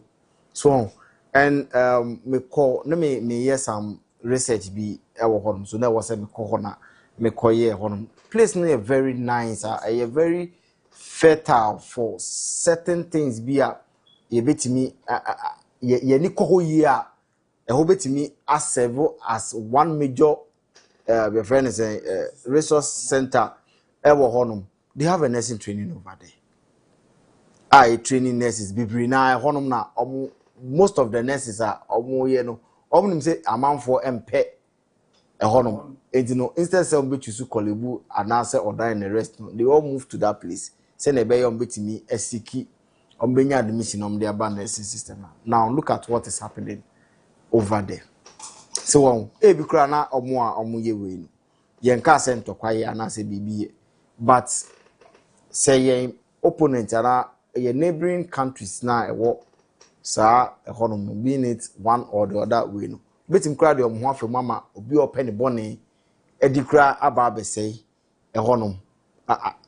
So near AC ɛwɔ hɔnom baabi efiri ba yɛ de ba besi hanom ne deɛ now that shouldn't be our problem but the problem is sɛnea ɛbɛyɛ a yɛbɛtumi asolve no like what my brother just said say yɛmienu na yɛ kontokwa no yɛnyɛ yɛ adwen sɛ yɛbɛte aseɛ na yaka so but the focus here is people are back base IGP say wako make statement bi say obema say lay down arms now say about police recruitment obe prioritize the people or the youth of Boko no more about be we no and no sa statement no make here na as a Ghana for be na enti as say it is Boko for nkwa na ye be so Boko Gugada police service mo na said Ghana for me asitina no e ya o meti kakra okay to Ghana mi wakala mo ejino ko ni wa ma wi Ghana mi pala mo be pie de vie ewa okay you see me tis that statement no say all can one no okay but my kind say all can or obi na troye e betuma ba po say all can say e bia mo ho din am de yes adi say you recruit people into police service okay you can do better yeah e betuma ba say sa no e den e no can but because of the way we do our politics nowadays somebody can just pick the information craft it in a way to make sure that or the bed gaining some political popularity be in there. What I'm trying to say is that whatever IGP said or whatever IGP didn't say, under no circumstance can somebody say that because of Boko people fighting, you recruit police for Boko young boys and girls police for Ghana. It is not true, but I'm sure maybe IGP just made a statement say, you are energetic young boys and whatever. You can be recruited into the police service and you will help Mother Ghana to move forward. If he says that to me, no me Bibi Bonnie be was Abian, but the focus should be on the people fighting. You see, they have to put a stop to whatever they are doing. They are doing whatever the historical story behind whatever they are doing. Although said the revise on your history and then make new plans for the future. For how long will you continue to fight? Boko is a border, it's true, it is a border area. Yeah. Very close to Burkina. Look at what is happening in those countries. Do you get my point? Yeah. Look at what is happening in those countries. Day in, day out, we hearing security matters. Day in, day out, but you say assassination be, we are attempted assassination, a failure, we are say not a failure. If they continue to do that, nipa money for being pothole, that side of Ghana has been captured by terrorists. Okay. Now, once a bibi kakra bi na mo fili say busuapo mienu bi ana busuapo na afei na de na kodane bibi a yentimi nye den yentimi nsolve. That is why I am of the view that it has come to a time where the Boko people must be told in the face that look, stop what you are doing, because they need to agree. Say what are their conditions? You see, in Tokobia, because a condition has not been met. Okay. A condition has not been met. Sure.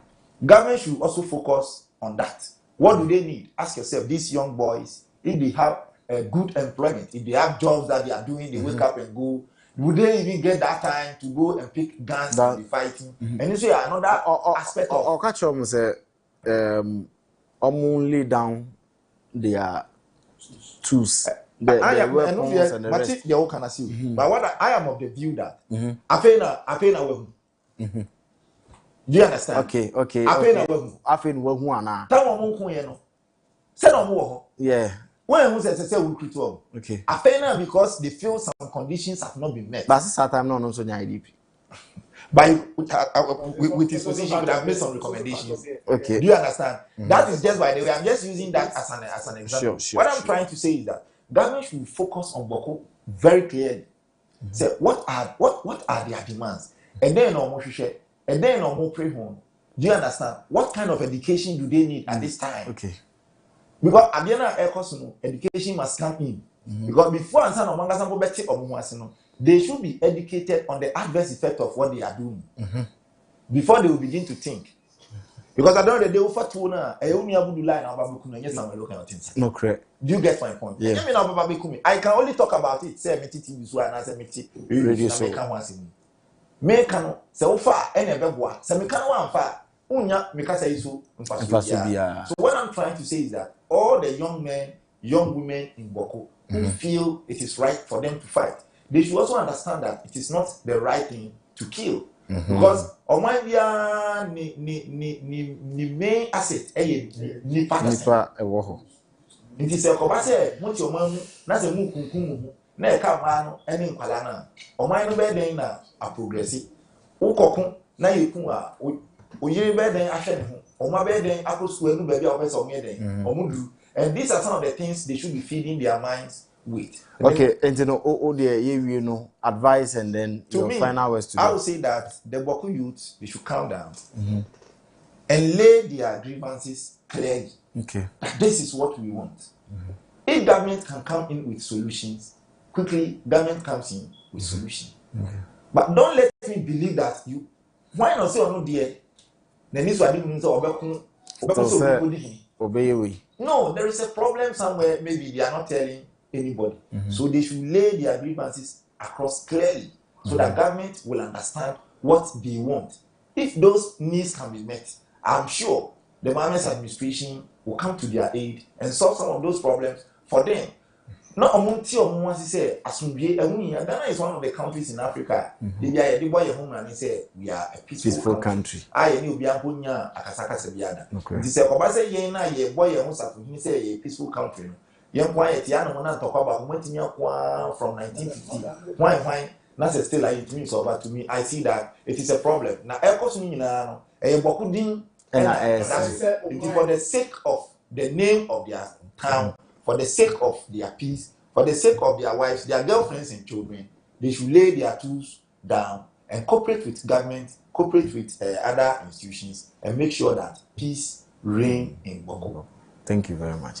Also, final advice. Me final, I can say, Achianse Buye. Okay. Niama be si koning na umufa tu change. Being politicians, and I shall say, we shall say, winners, umfani minentufu. Okay. No mu take decisions are a be boa.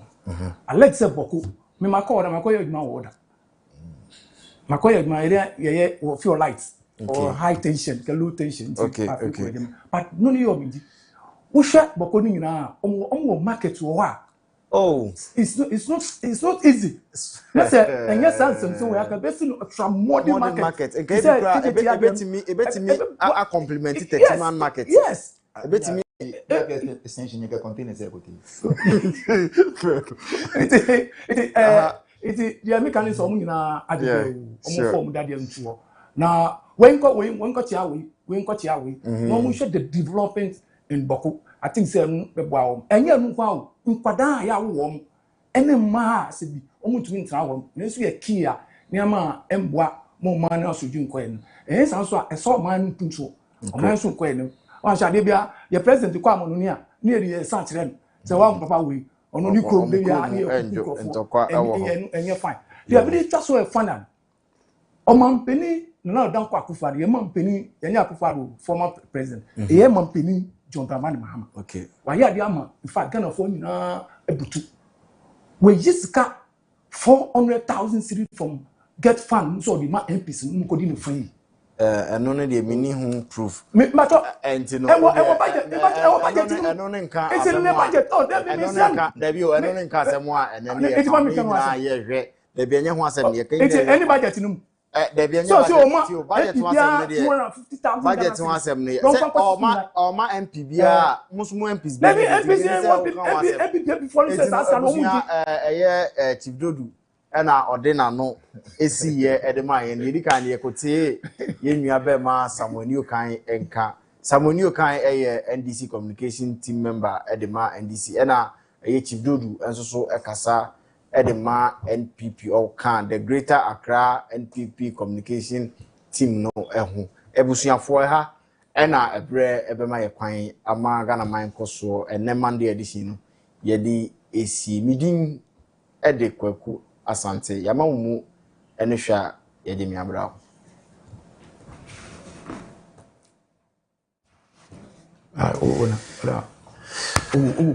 boot and work. Okay, when you know.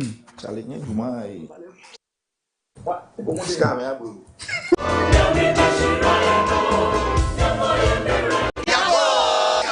Ya be brani. Ya family. Ejina ye nyina so efisempanyin se ode hyanko a apodwane enti ahemfo nsɔre na ɔmanman nso nsɔre na yɛnkyekyere mbom efisa Ghana man yɛ me man ɛyɛ wɔn so man kwasafo dwuma no wɔ he aprapra ne nsamansaman no so wɔ he ɔpani bi nsoro fi yɛ enti efi nya abɔfra bi tan na obuo ne ani die wɔ he enti abusua yɛhyia wɔ Ghana man kɔ so dwumadie so wɔ 7 years TV ne OGM Media Network na so anɔpa no nso kosi no ndumpem efiri dwada kosi fiada bia Ghana man kɔ so yɛ wɔ fa mu die Ghana man kɔ so ɔmɛyi yɛ wo man ɔmɛyi yɛ me man